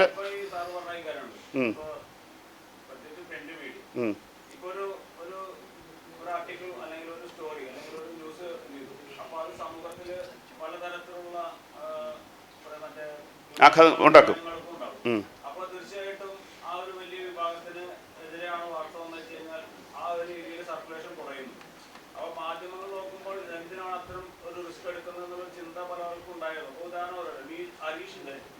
എന്ന് പറയുന്ന നോവലിലെ കുറച്ച് വരികൾ മാതൃഭൂമി പ്രസിദ്ധീകരിച്ചു. ആ സമയത്ത് ഒരു വലിയ വിഭാഗം മീശയ്ക്കെതിരെ വരികയും ഒരുപാട് സ്ഥലത്ത് മാതൃഭൂമി വരിക്കാരെ നിർത്തുകയും ചെയ്തു. ഇതേപോലെ തന്നെ നബീനെ തെറ്റായി ചിത്രീകരിച്ചു എന്ന് പറഞ്ഞിട്ട് കോട്ടക്കലിലെ മാതൃഭൂമിയുടെ ഓഫീസ് തകർക്കുകയും അവിടെ ഒരുപാട് മാതൃഭൂമി പത്രങ്ങൾ നിർത്തുകയും ചെയ്തു. ഇങ്ങനെ കുറേ സാഹചര്യങ്ങൾ നമ്മുടെ ഏറ്റവും പ്രബുദ്ധരെന്ന് പറയുന്ന അല്ലെങ്കിൽ ഏറ്റവും സാക്ഷരതയുള്ള ആളുകളെന്ന് പറയുന്ന നമ്മുടെ നാട്ടിൽ തന്നെ ഉണ്ടായിട്ടുണ്ട്. അപ്പോൾ ഇത്തരം സാഹചര്യങ്ങൾ വരുമ്പോൾ ഓട്ടോമാറ്റിക്കലി സർക്കുലേഷൻ കുറയുമ്പോൾ ഇത്തരം റിസ്കുകൾ എടുക്കണോ എന്ന് മാധ്യമങ്ങൾ ചിന്തിച്ചുകൂടായതുകൊണ്ടോ? അല്ല, ഞാൻ ചോദിക്കുന്നത് അങ്ങനെ ചിന്തിക്കുകയാണെങ്കിൽ ഞാൻ പറഞ്ഞത് അവർക്ക് അവർ പിന്നെ ന്യൂസ് പേപ്പറിൽ വേറെ എന്തെങ്കിലും നടത്തണമെന്നാണ്. അതൊരു ഉദാഹരണം കൂടി പറഞ്ഞു. ഇപ്പൊ സ്വദേശാഭിമാനി രാമകൃഷ്ണ പിള്ളയുടെ പ്രസ് കണ്ടുകെട്ടിയില്ലേ? അതൊന്നും ഇന്ത്യയിൽ സ്വതന്ത്ര ഇന്ത്യയിൽ ഏതെങ്കിലും ഒരു പ്രസ് കണ്ടെടുത്ത എമർജൻസിക്ക് അല്ലാത്ത സമയത്ത് ഒരു ഇൻസ്റ്റൻസ് പറയാൻ പറ്റുമോ നമുക്ക്? അതല്ല സാർ ഞാൻ പറഞ്ഞതെന്ന് വെച്ച് കഴിഞ്ഞാൽ ഞാൻ പറഞ്ഞത് ജേർണലിസ്റ്റിന്റെ പാർട്ട് ആൻഡ് പാർസലാണ്, നമുക്ക് പറയാൻ പറ്റില്ല. ഞാൻ തുടക്കം തന്നെ പറഞ്ഞത് ഇപ്പൊ അങ്ങനെ ഒരു ബിസിനസ് ആണ് എല്ലാവരും ചിന്തിക്കുന്നത്. അല്ല, ബിസിനസ് ആയിരിക്കാം. ബിസിനസ് ലാഭം ഉണ്ടാകാതെ നടക്കാൻ പറ്റില്ല. പത്രം ശമ്പളം കൊടുക്കണ്ടേ? വേണം. അപ്പൊ ലാഭമില്ല, ശമ്പളം കൊടുക്കും. അല്ല, അങ്ങനെ ഒരു സാഹചര്യം വരുമ്പോ ഇപ്പൊ ഈ ബിസിനസ് കുറഞ്ഞു കഴിഞ്ഞാൽ ഓട്ടോമാറ്റിക്കലി ബിസിനസ് കുറയും. ഇല്ല, അത് തെറ്റായ ധാരണയാണ് ഞാൻ പറയുന്നത്. ഇത് നമുക്ക് എവിടെ നിന്നൊക്കെയാണ് ഇത് കിട്ടുന്നതെന്ന് എനിക്ക് അറിയില്ല. ഞാൻ പറയട്ടെ, ഇപ്പൊ ഒരു മനോരമ തന്നെ എടുക്കുക. 25 ലക്ഷം സർക്കുലേഷന്റെ 25 ലക്ഷത്തിന്റെ അടുത്ത് സർക്കുലേഷൻ ഉണ്ടായിരുന്ന മനോരമ ഇന്ന് 17 ലക്ഷത്തിലോളം സർക്കുലേഷൻ എത്തി. 17 ലക്ഷം 18 ലക്ഷം സർക്കുലേഷൻ ഉണ്ടായിരുന്ന മാതൃഭൂമി 9 ലക്ഷത്തിലേക്ക് എത്തി. അപ്പൊ അത്രയും ബിസിനസ് അവരെ കുറയുന്നല്ലേ. അപ്പൊ ഇത്തരം സാഹചര്യങ്ങൾ വരുമ്പോ എന്തിന് ഇത്തരം ഒരു ഇത് എന്നാണ് താങ്കൾ ഇപ്പോ ഈ 20 ലക്ഷം സർക്കുലേഷൻ ഉള്ള സമയത്തും ഇപ്പോ ഒരു ചരമോ എന്തെങ്കിലും ഇട്ടോ അന്നത്തെ റേറ്റ്സ് നോക്കി എന്തെങ്കിലും കുറവ് വന്നിട്ടോ? അതിനകത്ത് റേറ്റ്സിൽ കൂടുതലേ വന്നിട്ടുള്ളൂ. പിന്നെ എവിടെ അവർക്ക് നഷ്ടം വരുന്നത്?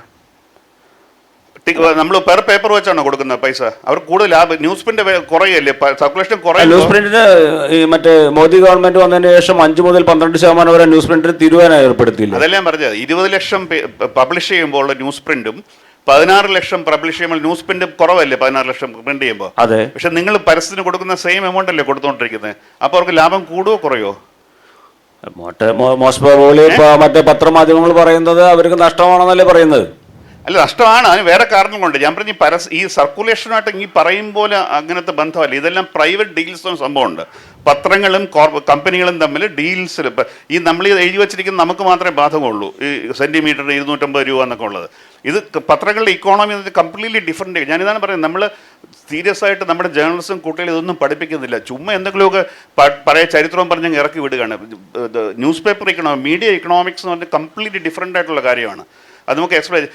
നഷ്ടം ഉണ്ടാകുന്നുള്ള മെയിൻ കാര്യം എന്ന് പറഞ്ഞാൽ, ഒന്ന് താങ്കൾ പറഞ്ഞ ന്യൂസ് പ്രിൻ്റ് GST വന്നതല്ല, യുക്രൈനിൽ യുദ്ധം ഉണ്ടായി കഴിഞ്ഞപ്പോഴേക്കും നമ്മളെല്ലാവരും കൊണ്ട് നമ്മൾ റഷ്യൻ വാങ്ങിച്ചിരുന്ന ന്യൂസ് പ്രിൻ്റ് നോർത്ത് അമേരിക്കൻ.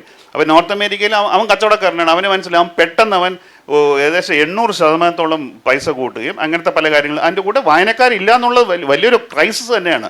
ഇത് ഞാൻ ഇപ്പോഴത്തെ കാര്യം ഒരു 5 വർഷം കൂടെ കഴിയുമ്പോഴേക്കും വലിയൊരു ക്രൈസ്. ഈ പരസ്യ കമ്പനികൾക്ക് മനസ്സിലാവും നമ്മളെ പറ്റിക്കുകയാണെന്ന്.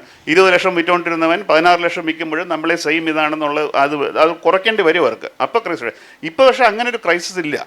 ഇപ്പോൾ പ്രധാനമായിട്ടും പ്രശ്നമുണ്ട്. ഈ പരസ്യം കുറയാനുള്ള കാരണം സർക്കുലേഷൻ കുറഞ്ഞുകൊണ്ട് മാത്രമല്ല. ഒന്ന് ഞാൻ പറഞ്ഞല്ലോ, ഗൂഗിളും അവർ സക്ക് ചെയ്തെടുത്തു. 2, ഇന്ത്യയിൽ 2016 ശേഷം സാമ്പത്തിക മാന്ദ്യതയാണ്. ഈ കണക്കുകളൊന്നും വിശ്വസിക്കരുത് നിങ്ങൾ. ആളുകൾ പരസ്യം ചെയ്യാൻ ആളുകളുടെ പ്രൈവറ്റ് കമ്പനികളിലെ പൈസ ഇല്ല. നിങ്ങൾ ഈ ഗ്രോത്ത് ഉണ്ടെന്ന് പറയില്ല, നമ്മുടെ ഗ്രോത്ത് ഉണ്ടെന്ന് പറയാം. നോക്ക് എവിടെ നിന്നാണ് ഗ്രോത്ത് വന്നിരിക്കുന്നത് ഗവൺമെൻറ് പബ്ലിക് എക്സ്പെൻഡിച്ചറിൽ നിന്നാണ്. പ്രൈവറ്റ് എക്സ്പെൻഡിച്ചർ കുറഞ്ഞുകൊണ്ടിരിക്കുകയാണ്. പരസ്യം എവിടെ നിന്നാണ് വരുന്നത്? പ്രൈവറ്റ് എക്സ്പെൻഡിച്ചറിൽ നിന്ന്. അപ്പോൾ ഇങ്ങനെയുള്ള വളരെ കോംപ്ലക്സ് ആയിട്ടുള്ള കാര്യങ്ങൾ ഇതിനകത്തുണ്ട്. അപ്പം നമ്മൾ ഈ പ്രൈവറ്റ് ക്യാപിറ്റലിനെ അന്ധമായിട്ട് എതിർക്കുമ്പോൾ ഒരു കാര്യം മനസ്സിലാക്കേണ്ടത്, ഇങ്ങനെയുള്ള ഡെമോക്രാറ്റിക് ഇൻ്റർമീഡിയറ്റ് ഇൻസ്റ്റിറ്റ്യൂഷൻസിനെയും അത് എഫക്റ്റ് ചെയ്യുന്നുള്ള, അല്ലെങ്കിൽ നമ്മൾ completely we became slaves to the government. അപ്പോൾ ഇങ്ങനെയുള്ള വളരെ കോംപ്ലക്സ് ആയിട്ടുള്ള അവരാണ് പറഞ്ഞത്, നമുക്കൊന്നിനെ എടുത്തുചാടി എതിർക്കുകയോ സപ്പോർട്ട് ചെയ്യാനോ പറ്റില്ല. പക്ഷേ നമുക്ക് ചെയ്യാൻ പറ്റുന്നത്, നമുക്ക് ആരെയാണ് അക്കൗണ്ടബിൾ ആയിട്ട് നമ്മുടെ ഇലക്റ്റഡ് റെപ്രസെൻറ്റേറ്റീവിന് അവരടുത്ത് നമ്മൾ ചോദ്യം ചോദിക്കുന്നുണ്ടെന്നുള്ള കാര്യമാണ് ഞാൻ. നമ്മൾ വീട്ടിൽ പോയി ചോദിക്കണം കാര്യം. ഇപ്പം അല്ലെങ്കിൽ ഫോൺ വഴി ചോദിക്കണം. കമ്മ്യൂണിക്കേഷൻ ഏറ്റവും എളുപ്പമായിട്ടുള്ള സമയമാണ്. എത്ര ഇലക്റ്റഡ് റെപ്രസെൻറ്റേറ്റീവിന് താങ്കൾ ചോദ്യം ചോദിച്ചിട്ടുണ്ട്, അല്ലെങ്കിൽ നമ്മൾ അവരെ കൺഫ്രണ്ട് ചെയ്യുന്നുണ്ട് വിത്ത് ക്വസ്റ്റ്യൻസ്. നമുക്ക് ചെയ്യാൻ കഴിയുന്ന അത് മാത്രമാണ്. വേറെ ഒന്നും നമുക്ക് ഇന്ത്യയിൽ ഇന്ന് ചെയ്യാൻ പറ്റില്ല. വേറെ എന്ത് ചെയ്താലും വെളിയിലിറങ്ങി ഒരു മുദ്രാവാക്യം വിളിച്ചാലും നമ്മളെ അപ്പോൾ അറസ്റ്റ് ചെയ്യപ്പെടും. അപ്പം നമുക്ക് ചെയ്യാൻ കഴിയുന്ന ഇങ്ങനെയുള്ള കാര്യങ്ങൾ മാത്രമേ. അത്തരം ചോദ്യങ്ങൾ ചോദിക്കുമ്പോൾ തീർച്ചയായിട്ടും അവർ ഒളിച്ചോടുകയാണല്ലോ പൊതുവെ ചെയ്യുന്നത്. അല്ല, ഒളിച്ചോടാൻ സമ്മതിക്കരുതാണ്. അല്ല, അവർ നമ്മളിപ്പോൾ ഒരു ഉദാഹരണം, ഇപ്പോൾ ആ ചേട്ടൻ പറഞ്ഞ പോലെ ഇപ്പോൾ സുരേഷ് ഗോപിയോട് ചോദ്യം ചോദിക്കുന്നു, അല്ലെങ്കിൽ രാജീവ് ചന്ദ്രശേഖരനോട് ചോദിക്കുന്നു, അതല്ലെങ്കിൽ ഒറ്റ മിനിറ്റ് ഇതും കൂടി പറഞ്ഞിട്ട് അവസാനിപ്പിക്കാട്ടോ. അതല്ലെങ്കിൽ ഇപ്പോൾ നമ്മളെ തന്നെ ഇപ്പോൾ മുഖ്യമന്ത്രിയോടാണെങ്കിലും അല്ലെങ്കിൽ കായിക മന്ത്രിയോടാണ് ചോദ്യം ചോദിക്കുമ്പോൾ നിങ്ങൾ മൈക്ക് ഓഫ് ചെയ്യൂ, അല്ലെങ്കിൽ നിങ്ങൾ പുറത്തു പോകൂ എന്ന് പറയുന്ന ഒരു സാഹചര്യത്തിലേക്ക് കാര്യങ്ങൾ മാറിക്കൊണ്ടിരിക്കുകയാണല്ലോ. അല്ല, അത് പത്രക്കാരെടുത്താണ്. പക്ഷേ ഈ കലിംഗ എന്ന് പറഞ്ഞ സംഭവത്തിൽ ഇപ്പോൾ സുരേഷ് ഗോപിയെ കുറിച്ച് കുറേയൊക്കെ ഇമേജ് നമുക്ക് മാറാൻ പറ്റിയിട്ടില്ല. അത് വിചാരിച്ച ആളല്ല, നമ്മൾ കരുതിയ ആൾ. ആ കലിംഗ് അദ്ദേഹം സാധാരണ ജനങ്ങളെല്ലാം ചോദിച്ചാൽ പത്രക്കാരല്ല. നമ്മൾ പത്രക്കാരെയും സാധാരണ ജനങ്ങളോട് കൺഫ്യൂസ് ചെയ്യും. മുഖ്യമന്ത്രി മൈക്ക് ഓഫ് ചെയ്യാൻ പറയുന്നത് പത്രക്കാരുടെ അടുത്താണ്. സാധാരണ ആളുകൾക്ക് ഇതിൽ ഞാൻ പറയാം, നിരന്തരം നമ്മൾ അതിനുവേണ്ടി പ്രഷർ ചെലുത്തുക എന്നുള്ളതാണ്. സിവിൽ സൊസൈറ്റി വഴിയോ മറ്റു നമുക്ക് മുഖ്യമന്ത്രിയെ കണ്ട് സംസാരിക്കാനുള്ള ഒരവസരം ഇപ്പോൾ ഉണ്ടല്ലോ. മുഖ്യമന്ത്രി ഒരു ഓൺലൈൻ തുടങ്ങിയിട്ടുണ്ടല്ലോ. എന്തുവേണം നമുക്ക് വിളിച്ച് പറയാമല്ലോ. അവിടെ എത്ര പേര് ഇതിനകത്തുള്ള സംസാരിച്ചിട്ടുണ്ട് ഹെൽപ്പ് ലൈനിൽ? ഇപ്പോൾ തുടങ്ങിയിട്ടുണ്ടല്ലോ. അദ്ദേഹം ആർക്ക് വേണോ വിളിച്ച് സംസാരിക്കാൻ. നമ്മൾ എന്തുകൊണ്ട് ചെയ്യുന്നില്ല? അതിൽ നിരന്തരം സംസാരിക്കുക എന്നുള്ളത്, വളരെ സഭ്യമായ ഭാഷയിൽ മര്യാദയ്ക്ക് സംസാരിച്ചുകൊണ്ടേ ഇരിക്കുക എന്നുള്ളതാണ്. അവർ ആ മറുപടി കിട്ടും, തീർച്ചയായിട്ടും കിട്ടും. അവരെന്തെങ്കിലും ചെയ്യുന്ന ഞാൻ പറയുന്നില്ല, മറുപടി. കാര്യം ഒരു ഇലക്ടഡ് റെപ്രസെൻറ്റേറ്റീവ് ഒരു ലിമിറ്റ് കഴിഞ്ഞാൽ നമ്മളെ അവഗണിക്കാൻ പറ്റില്ല ആളുകളെ. അപ്പോൾ പക്ഷേ അവർക്ക് ആ ഒരു ബോധ്യം ഉണ്ടാകണം, ജനങ്ങളുടെ ഇടയിൽ ഇങ്ങനൊരു വോയിസ് ഉണ്ടെന്നുള്ളത്. പലപ്പോഴും നമ്മൾ ആ വോയിസ് ചെയ്യുന്നില്ല. നമ്മൾ ഈ ചില ഇതില്ലേ സോഷ്യൽ മീഡിയ സൈറ്റുകൾ, ചിലർ വന്നിങ്ങനെ ഇങ്ങനെ വേദോതും പോലെ പറയുക, അത് കണ്ടിങ്ങനെ ഇരിക്കുക എന്നുള്ളതാണ്. ഞാൻ പറഞ്ഞത് നമ്മൾ കൂടുതൽ ഇൻവോൾവ് ആവണമെന്നാണ് ഞാൻ പറയുന്നത്. ഇല്ല ചോദിക്കും. സാർ ഇവിടെ പറഞ്ഞു മാധ്യമങ്ങൾക്ക് ഭയമില്ല എന്നുള്ളത്, അല്ലെങ്കിൽ ഭയം കൊണ്ടല്ല. മാധ്യമ മുതലാളിമാർക്ക്, മാധ്യമങ്ങൾക്കല്ല. മാധ്യമം പറഞ്ഞത് എനിക്ക് ഭയങ്കര ഭയമാണ്. കാരണം നമ്മൾ ജോലി ഏത് നിമിഷം ഇന്ത്യയിലെ ഒരു പൗരൻ്റെ എപ്പോഴും 70കളിലും അതേ ഇപ്പോഴും അതേ ഏറ്റവും വലിയ ഞങ്ങളുടെ പ്രശ്നം ജോലി എന്നുള്ള സംഭവമാണ്. ഒരു ജോലി പോയാൽ തിരിച്ച് കിട്ടുക എന്നുള്ള ആ ഒരു ഭയം എല്ലാ മാധ്യമ പ്രവർത്തകർക്കും ഉണ്ട്, എനിക്കുമുണ്ട്. എനിക്കുണ്ടായിരുന്നു. ഇപ്പോൾ ജോലി പോയതുകൊണ്ട് ഭയമില്ല എന്നുള്ളതേ ഉള്ളൂ. അല്ല, ഓക്കെ. എൻ്റെ ചോദ്യം എന്ന് വെച്ച് കഴിഞ്ഞാൽ, ഇപ്പോൾ സത്യമല്ലാത്ത വാർത്തകൾ ഭരണകൂടത്തിനോ അല്ലെങ്കിൽ സംഘപരിവാരത്തിന് അനുകൂലമായി പ്രചരിപ്പിക്കുമ്പോൾ ഇതിൻ്റെ മോട്ടീവ് എന്താണ്, ഇൻറ്റൻഷൻ എന്താണ്? ഭയമില്ലെങ്കിൽ, ഭയമുണ്ടെങ്കിൽ ഈ ഭയത്തിൽ നിന്നുള്ള മോചനം എങ്ങനെയാണ് സാധ്യമാകുക? അല്ല, രണ്ട് കാര്യമാണ് ഞാൻ നേരത്തെ പറഞ്ഞു. ഭയമില്ലെങ്കിൽ എന്തിനാണ് ചെയ്തത്? ഒന്ന്, എനിക്ക് ആലോചിച്ചിട്ട് ഇതേ കിട്ടുന്നുള്ളൂ. അവരുടെ ഉള്ളിലുള്ള, ഞാൻ നേരത്തെ പറഞ്ഞ്, ഈ 47-ന് മുമ്പുള്ള ഈ ഈ യാഥാസ്ഥികരുടെയുള്ള ആ റിഗ്രസീവ് ഇതിനുള്ള ഒരു ഔട്ട്ലെറ്റ് ഇപ്പോൾ അവർ കണ്ടു കഴിഞ്ഞു. 2011 ശേഷം ഇങ്ങനെയുള്ള റിഗ്രസീവ് തോട്ട്സിനെ സപ്പോർട്ട് ചെയ്യുന്ന ഒരു ഗവൺമെൻറ് ആണെന്നുള്ളൊരു സാങ്ഷൻ ഉണ്ടെന്നുള്ളൊരു ധൈര്യത്തിൽ അവർ ചെയ്യുന്നു. രണ്ട്, ഇത് വളരെ കോംപ്ലിക്കേറ്റഡ് ആണ്. ഈ സത്യം എന്ന് പറഞ്ഞാൽ എന്താണെന്ന് നമുക്ക് പറയാൻ പറ്റില്ല. ഇപ്പോൾ സർദാർ വല്ലഭായ് പട്ടേലിനെ കുറിച്ച് ഇന്നലെ പ്രധാനമന്ത്രി പറഞ്ഞു അദ്ദേഹത്തിന് കാശ്മീരിനെ യോജിപ്പിക്കണമായിരുന്നു, നെഹ്റു സമ്മതിച്ചില്ല.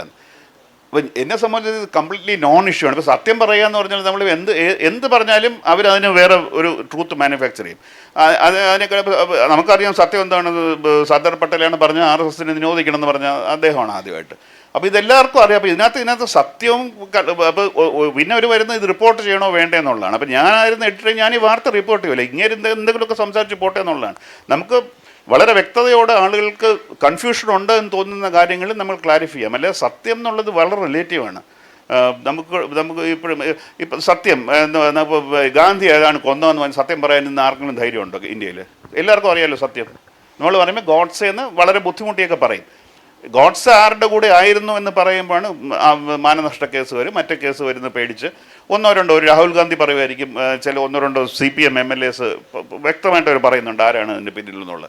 അല്ലാതെ എത്ര പേര് പറയുന്നത് എനിക്ക് പറയാൻ ധൈര്യമില്ല. കാര്യം എനിക്ക് ഇപ്പോൾ വരുമാനമില്ല. ഇനി കേസ് കൊടുക്കുകയാണെങ്കിൽ ഇപ്പോൾ പരഞ്ജോയ് സംസാരിച്ചിട്ട് അദ്ദേഹം പറഞ്ഞു അദ്ദേഹത്തിൻ്റെ കേസിൻ്റെ പ്രശ്നങ്ങൾ പറഞ്ഞില്ലേ? അപ്പോൾ ആലോചിച്ച് നോക്കൂ, ഇൻഡിവിജ്വൽ അദ്ദേഹത്തിൻ്റെ ഓർഗനൈസേഷൻ അദ്ദേഹത്തെ ഡംപ് ചെയ്തു. അപ്പോൾ അവരും ഈ വ്യവസായിയായിട്ട് ഡീലുണ്ടാക്കിയിട്ട്, ഞാനീ പറഞ്ഞു മുതലാളിമാരാണ് പ്രശ്നം. മുതലാളിയും ഈ പത്രത്തിലും, അത് ഏറ്റവും ലെഫ്റ്റ് പ്രോഗ്രസീവായിട്ടുള്ള പബ്ലിക്കേഷനാണ്. ഇന്ത്യയിലെ ഏറ്റവും പ്രോഗ്രസീവ് എന്ന് അവകാശപ്പെടുന്ന ഒരു കാലത്ത് ലെഫ്റ്റ് സ്റ്റോൾവാർട്സ് എഡിറ്റ് ചെയ്ത ഒരു പബ്ലിക്കേഷൻ. അവർ അദ്ദേഹത്തെ ഡംപ് ചെയ്തിട്ട് അവരും ഈ വ്യവസായം കൂടെ ഡീൽ സ്ട്രൈക്ക് ചെയ്ത് ഇപ്പോൾ അദ്ദേഹം തനിച്ച് കേസ് ഫൈറ്റ് ചെയ്യാണ്. ഓരോ അപ്പിയറൻസിനും ഏകദേശം 30,000 രൂപയാണ് അദ്ദേഹത്തിന് കയ്യിൽ നിന്ന് ചിലവാകുന്നത്. ഫ്രീ ലീഗൽ എയ്ഡ് കിട്ടിയിട്ട് പോലും. എന്നെ പോലെ ഒരുത്തിന് ഫ്രീ ലീഗൽ എയ്ഡും കിട്ടൂല. കുടുംബം വിറ്റിട്ട് പോലും നമുക്ക് കേസ്. അതുകൊണ്ട് ഞാൻ ഗാന്ധി ആരാണ് കൊന്നു ഞാൻ ഓട്ടോറിക്ഷ ഇടിച്ച് മരിച്ചു എന്നൊക്കെ പറയേണ്ടി വരും. അല്ലേ, ഇത് സത്യം അറിയാഞ്ഞിട്ടല്ല, അത് ഭയം കൊണ്ടാണ്. പക്ഷേ ഇപ്പം മനോരമയാണെന്ന് പറഞ്ഞു നമ്മൾ ഗാന്ധിയെ കൊന്നു എന്നങ്ങോട്ട് പറഞ്ഞു അല്ലേ, ഏതൊരു പത്രം പറഞ്ഞു. അപ്പോൾ അന്ന് തെറ്റെന്ന് പറയാൻ പോലും നമ്മൾ മനോരമയും നമ്മളെല്ലാം ചോദിച്ച വലിയ സമൂഹമാണ് നമ്മൾ. അപ്പോൾ സത്യം എന്നുള്ളത് വളരെ ആപേക്ഷമാണ്. ഞാൻ പറഞ്ഞ സത്യം നമ്മൾ ചെയ്യേണ്ടത്, ഒരു സംഭവം നടക്കുമ്പോൾ ഇങ്ങനെ മോദി ഇങ്ങനെ പറഞ്ഞു റിപ്പോർട്ട് ചെയ്യാൻ നമ്മൾ ബാധ്യസ്ഥരാണെങ്കിൽ, എന്നെ സംബന്ധിച്ച് അങ്ങനെ നമ്മൾ റിപ്പോർട്ട് ചെയ്യേണ്ട ആവശ്യമില്ല. കള്ളമാണെന്ന് അറിയാം, പിന്നെ എന്തിനാണ് റിപ്പോർട്ട് ചെയ്യുന്നത്? അങ്ങനെയാണെങ്കിൽ നമ്മളത് വ്യക്തമായിട്ടുള്ള രീതിയിൽ എന്തായിരുന്നു അതിൻ്റെ ശേഷം അതിനുള്ള എത്ര പേർക്ക് അതിനുള്ള അറിവുണ്ട്? ഞാനാണ് വീണ്ടും ട്രെയിനിങ്ങിൻ്റെ മറ്റു കാര്യങ്ങൾ, എത്ര റിപ്പോർട്ടേഴ്സിന് ഈ കാര്യങ്ങളെക്കുറിച്ച് അറിയാമേ, അതെങ്ങനെ സഭ്യമായ രീതിയിൽ, അല്ലെങ്കിൽ ഇങ്ങനെ അടിച്ച് ഉള്ള രീതിയിൽ ചീത്ത വിളിച്ച് പറയാം, അങ്ങനെയല്ല, ആളെ കൺവിൻസ് ചെയ്യുന്ന രീതിയിൽ പറയാൻ വേണ്ടി ഇതിനെല്ലാം ട്രെയിനിങ്ങിൻ്റെ ആവശ്യമുണ്ട്.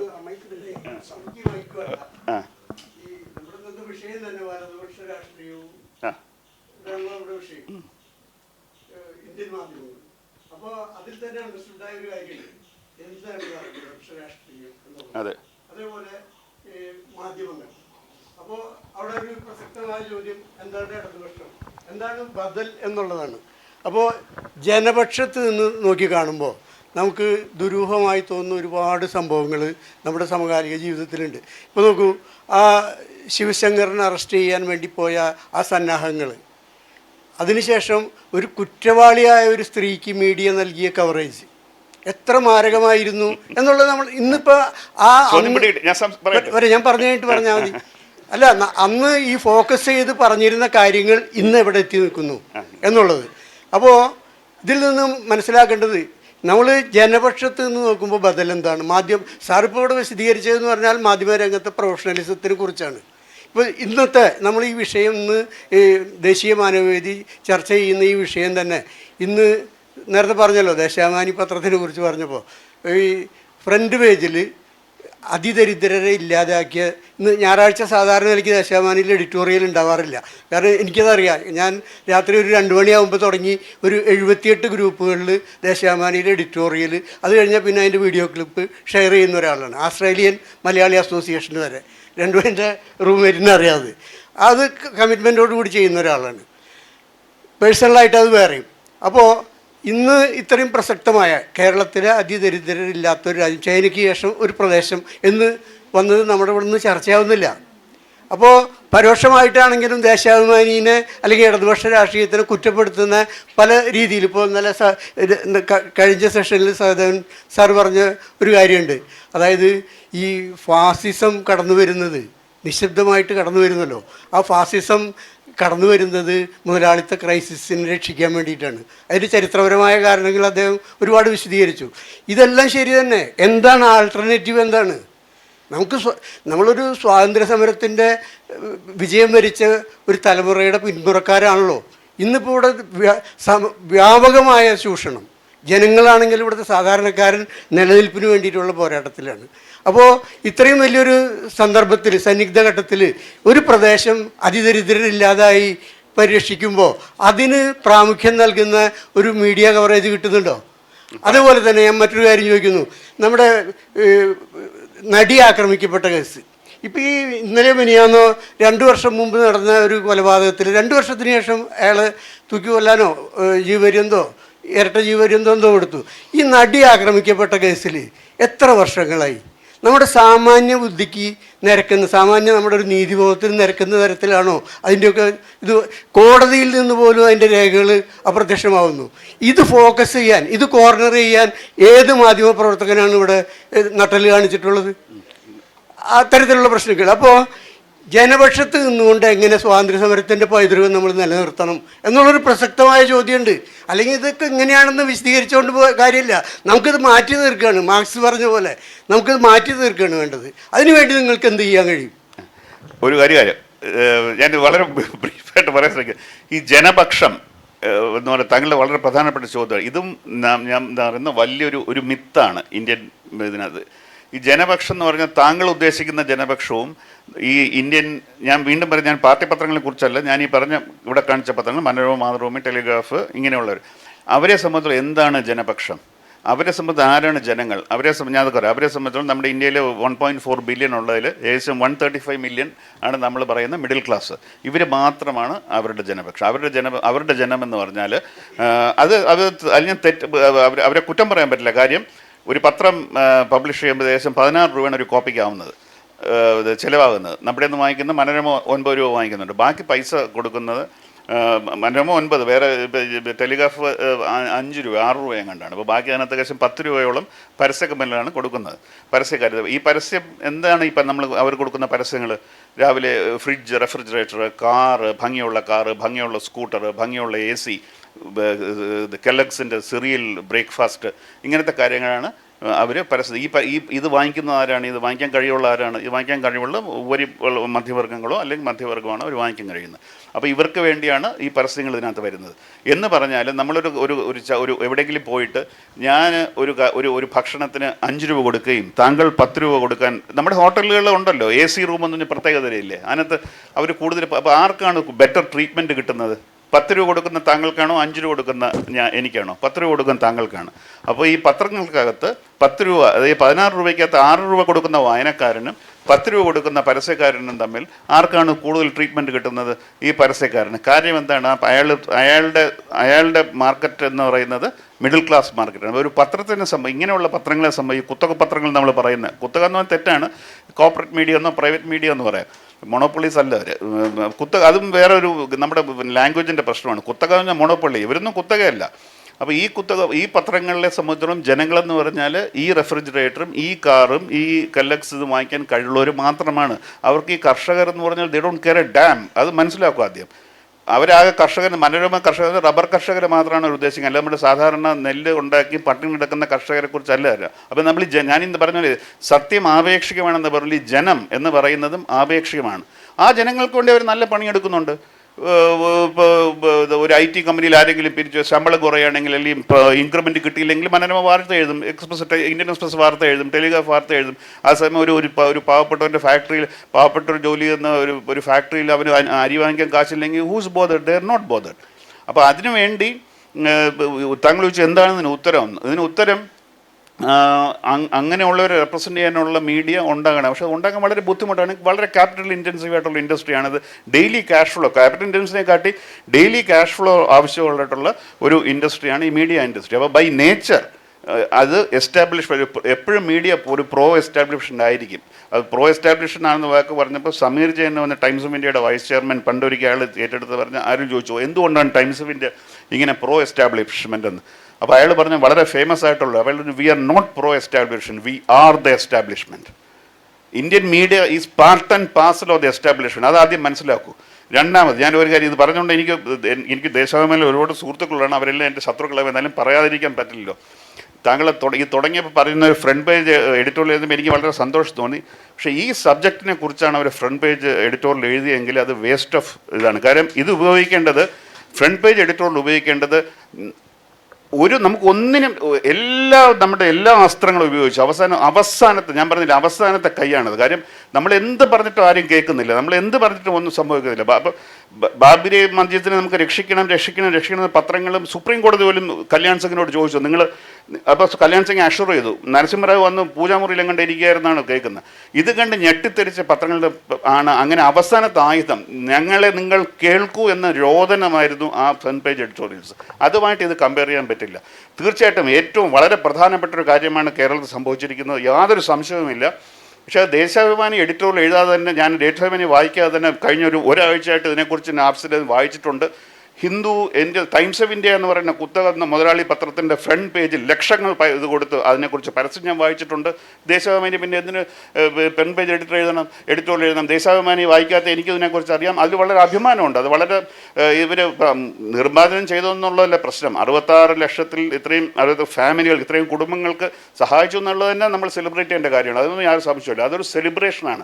പക്ഷേ ആ സ്പേസ് യൂസ് ചെയ്യേണ്ട സെലിബ്രേഷൻ അല്ല, ഷോക്ക് വാല്യൂവിന് വേണ്ടിയാണ് ഉപയോഗിക്കുന്നത്. എന്നാൽ എൻ്റെ പേഴ്സണൽ ഞാൻ താങ്കൾക്ക് എന്നോട് എതിർക്കാനുള്ള പൂർണ്ണ സ്വാതന്ത്ര്യവും ദേശാഭിമാനിയുടെ എഡിറ്ററുടെ ചോയ്സാണ് എന്തവിടെ എഴുതണമെന്ന്. പക്ഷേ എന്നെ സംബന്ധിച്ചിടത്തോളം അത് ആ സ്പേസ് മിസ്യൂസ് ചെയ്യാനും ചെയ്തതെന്ന് ഞാൻ പറയും. രാജഗോപാൽ, ഒരു കാര്യം ഒന്ന് ആഡ് ചെയ്തോട്ടെ. അല്ലല്ല, ഒരു സെക്കൻഡ് പ്ലീസ്. ഇതിനകത്ത് എന്താണ് ഓൾട്ടർനേറ്റീവ് എന്നുള്ളൊരു ചോദ്യമുണ്ട്. അതായത് ഒരു വളരെ ഇതായിട്ടുള്ളൊരു കുത്തകകളെ പ്രോത്സാഹിപ്പിക്കുന്ന ഒരു സാമ്പത്തിക നീതി ഇതിനെന്താണ്? ഇതിന് വഴി എന്തായാലും വിഴിഞ്ഞോ ബുള്ളറ്റ് ട്രെയിനുകളോ വലിയ നാഷണൽ ഹൈവേകളോ ഇല്ല. ഇതിന് ഉത്തരം തേടണമെങ്കിൽ ഫിഡൽ കാസ്ട്രോയുടെ ക്യൂബയിലേക്ക് പോകണം. നമ്മൾ പലപ്പോഴും കണ്ടെത്തുന്നത് നമ്മൾ എന്താ പറയുക, ഇതിന് ഈ മോഡലിന് നമുക്ക് നമ്മുടേതായ രീതി ചില ഇടതുപക്ഷം അഡാനിയുടെ കൂടി കഴിഞ്ഞാൽ അഡാനി മെച്ചപ്പെടും എന്നുള്ള തെറ്റിദ്ധാരണയില്ല. ഒരിക്കലും അത് സംഭവിക്കുന്നില്ല. ഈ മോഡലിനെ തന്നെ ചോദ്യം ചെയ്യേണ്ടി വരും. അത് നിലനിൽക്കുന്ന സാമ്പ്രദായിക രാഷ്ട്രീയ പാർട്ടികൾ അങ്ങനെ ഒരു ചോദ്യം ഉയർത്തുന്നില്ല. അത് CPM ആവട്ടെ, കോൺഗ്രസ് ആവട്ടെ, ഏത് പാർട്ടികളും. ഇത് ഈ മോഡൽ ഈ 80കളുടെ തുടക്കത്തിൽ ക്യൂബന് എന്ന് പറഞ്ഞ ഒരു കേരളത്തിൻ്റെ ഏതാണ്ട് സമാനമായ സൈസും പോപ്പുലേഷനൊക്കെയുള്ള ഒരു രാജ്യത്തിനെതിരെ അമേരിക്കയുടെ നേതൃത്വത്തിൽ അതിശക്തമായ ഓയിൽ എംബാർഗോ നടന്നപ്പോൾ എങ്ങനെയാണ് ആ രാജ്യം നിലനിന്നത് നമ്മൾ ശരിക്കും പഠിക്കേണ്ടത്. അതിനെ അവർ മറികടക്കാൻ വേണ്ടി എന്താണ് ഈ 2000 കോടി രൂപ കിട്ടാൻ വേണ്ടി ഈ നാഷണൽ എഡ്യൂക്കേഷൻ പോളിസി നടപ്പിലാക്കാൻ വേണ്ടി ന്യായം പറഞ്ഞ് ആ ന്യായമായിരുന്നില്ല ഫിഡൽ കാസ്ട്രോയുടെ ക്യൂബ ചെയ്തത്. അവർ ബദൽ വികസനത്തെക്കുറിച്ചുള്ള ആലോചനകൾ തുടങ്ങി. എങ്ങനെയാണ് രാസവളങ്ങളും പെട്രോ കെമിക്കൽ ഓയിൽ എംബാർഗോ ആണ്. ഓയിൽ എന്ന് പറയുന്നത് വെറുതെ വണ്ടി ഓടിക്കുന്ന സാധനം മാത്രമല്ല, 3 ലക്ഷത്തിലധികം പ്രൊഡക്റ്റുകളുടെ കേന്ദ്രമാണ് ഓയിൽ എന്ന് പറയുന്നത്. എല്ലാ പെട്രോ കെമിക്കൽ പ്രൊഡക്റ്റുകൾ 3 ലക്ഷത്തോളം ഇരിക്കുന്ന ഈ പറയുന്ന ഞാൻ ഈ പിടിച്ചുകൊണ്ടിരിക്കുന്ന മൈക്ക് തൊട്ട് നമ്മുടെ എല്ലാ സാധനങ്ങളും 3 ലക്ഷം പ്രൊഡക്റ്റുകൾ. ഈ ഓയിൽ എംബാർഗോ വരുമ്പോൾ അതിനാണ് തടസ്സം വരുന്നത്. അവരത് മറികടന്നത് അവരുടെ മൊത്തം അഗ്രികൾച്ചർ സിസ്റ്റം ഓർഗാനിക് ഇതിനകത്തേക്ക് മാറ്റി ട്രഡീഷണൽ മെഡിക്കൽ സിസ്റ്റത്തെ ഉയർത്തിക്കൊണ്ടുവരുന്നു. ഇത് പറയാമെന്ന് ഞാൻ ഒരു പുസ്തകം തന്നെ എഴുതിയിട്ടുണ്ട് ഇതിനെക്കുറിച്ചിട്ട്. ഇത് ഞാൻ പറഞ്ഞത് നിങ്ങൾക്ക് ബദലുകൾ എന്താണെന്നുള്ളത് നിങ്ങൾക്ക് അഡാനിക്ക് പകരം അംബാനിയോ അല്ലെങ്കിൽ ഇവിടുത്തെ വേറെ ഏതെങ്കിലും ഒരു ലോക്കലിനെ പിടിച്ച് കൊണ്ടുവന്നിട്ടല്ല ചെയ്യാൻ പറ്റുന്നത്. ഈ സാമ്പത്തിക മാതൃകകളെ തിരിച്ചിടേണ്ടി വരും. ആ തിരിച്ചിടേണ്ടി നമുക്ക് ലോകത്തിലൊരു ഉത്തരവുണ്ടോ എന്ന് ചോദിച്ചാൽ അത് ഇടതുപക്ഷത്തിൻ്റെ തന്നെ ക്യൂബയിലുണ്ട്. അത് എത്രമാത്രം സസ്റ്റെയിൻ ചെയ്തു, അത് എങ്ങനെ മുന്നോട്ട് പോകുന്നതൊക്കെ ചോദ്യങ്ങളാണ്. ഇത് ലോകത്ത് എല്ലാ ആളുകളും ചോദിക്കേണ്ട ചോദ്യങ്ങളാണ്. പക്ഷെ ബദലുകൾ ഈ വ്യവസ്ഥക്കകത്ത് അന്വേഷിച്ച് കഴിഞ്ഞാൽ കിട്ടില്ല, വ്യവസ്ഥക്ക് പുറത്ത് അന്വേഷിച്ചുകൊണ്ടേ പറ്റും.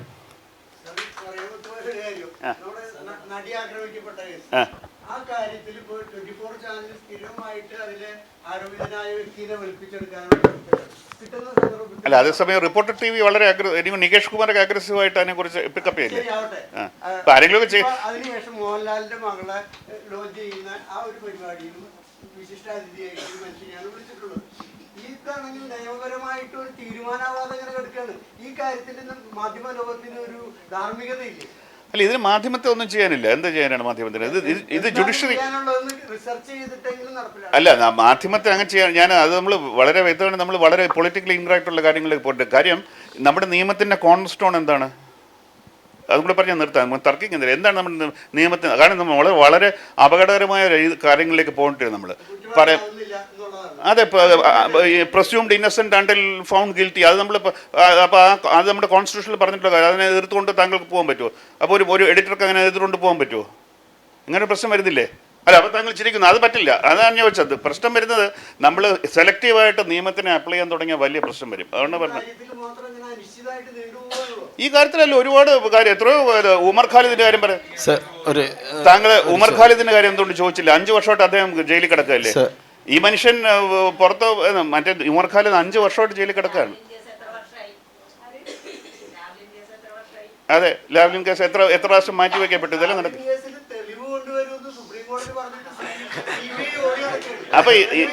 അപ്പൊ നമുക്ക് അല്ല, അപ്പൊ നമുക്ക് പ്രതീക്ഷ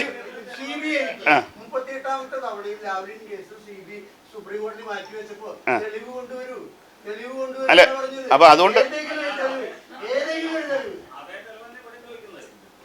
അപ്പൊ നമുക്ക് അല്ല നമുക്ക് ഒന്നുകൂടെ ഞാൻ സാറിലേക്ക് തന്നെ തിരിച്ചു വരാണ്. ഒരു സെക്കൻഡ്, ഞാൻ ഒരു ക്ലാരിഫിക്കേഷൻ. നേരത്തെ എക്കണോമിക്സ് പറഞ്ഞതിനകത്ത് വേറൊരു വലിയ പ്രശ്നം, നമ്മൾ ഈ മാധ്യമങ്ങളെ സൂക്ഷിച്ചു പറയാനുള്ള പ്രധാന കാരണം മാധ്യമങ്ങളുടെ ബൂം ടൈം എന്ന് പറഞ്ഞാൽ ഏകദേശം 90s 90 to 2008 വരെ ഏകദേശം 24% പ്രോഫിറ്റ്സ് ആണ്. അതൊരു വളരെ അൺയൂഷ്വൽ പ്രോഫിറ്റ്. ആ റേഞ്ച് നമുക്ക് ഒരിക്കലും സസ്റ്റൈനബിൾ അല്ല. അതിൽ നിന്ന് ഇപ്പോൾ ഒരു 5%, 3%ആയിട്ടും കുറഞ്ഞിട്ടുണ്ട്. അപ്പം ഞാൻ പറയുന്നത് നമ്മുടെ മാധ്യമങ്ങളുടെ അത്യാഗ്രഹവും കൂടി, അതുകൊണ്ടാണ് നമ്മൾ 24% കൊടുക്കുന്നത്. പിന്നെ വരുമ്പോൾ എന്ത് സംഭവിച്ചാലും 5 വന്നപ്പോൾ തീർച്ചയായിട്ടും വലിയ തിരിച്ചടി തന്നെയാണ്. പക്ഷേ ഇപ്പോഴും ആ റേഞ്ച് അൺസസ്റ്റൈനബിൾ ആണ്. പക്ഷേ മീഡിയ ഇക്കോണമി എന്ന് പറയുന്നത് ഇപ്പോഴും തട്ടിമുട്ടിയൊക്കെ പോകുന്നതാണ് ഞാൻ വിചാരിക്കുന്നത്. എന്തെങ്കിലും സോറി, മാധ്യമങ്ങൾ, പ്രിൻ്റ് മീഡിയ എനിക്ക് തോന്നുന്നു ഇപ്പോഴും വലിയ സ്വാധീനം ചെലുത്തുന്നത് ചില ഘടകങ്ങളിലുണ്ട്. ഒന്നാമത് മാധ്യമങ്ങൾ, പ്രിൻ്റ് മീഡിയ പ്രത്യേകിച്ച് അജണ്ടകൾ സെറ്റ് ചെയ്തതിന് ശേഷം ജനങ്ങളുടെ അഭിപ്രായ രൂപീകരണം, അജണ്ട ഒളിച്ചു വെച്ച് ജനങ്ങളുടെ അഭിപ്രായ രൂപീകരണം നടത്താൻ ശ്രമിക്കാറുണ്ട്.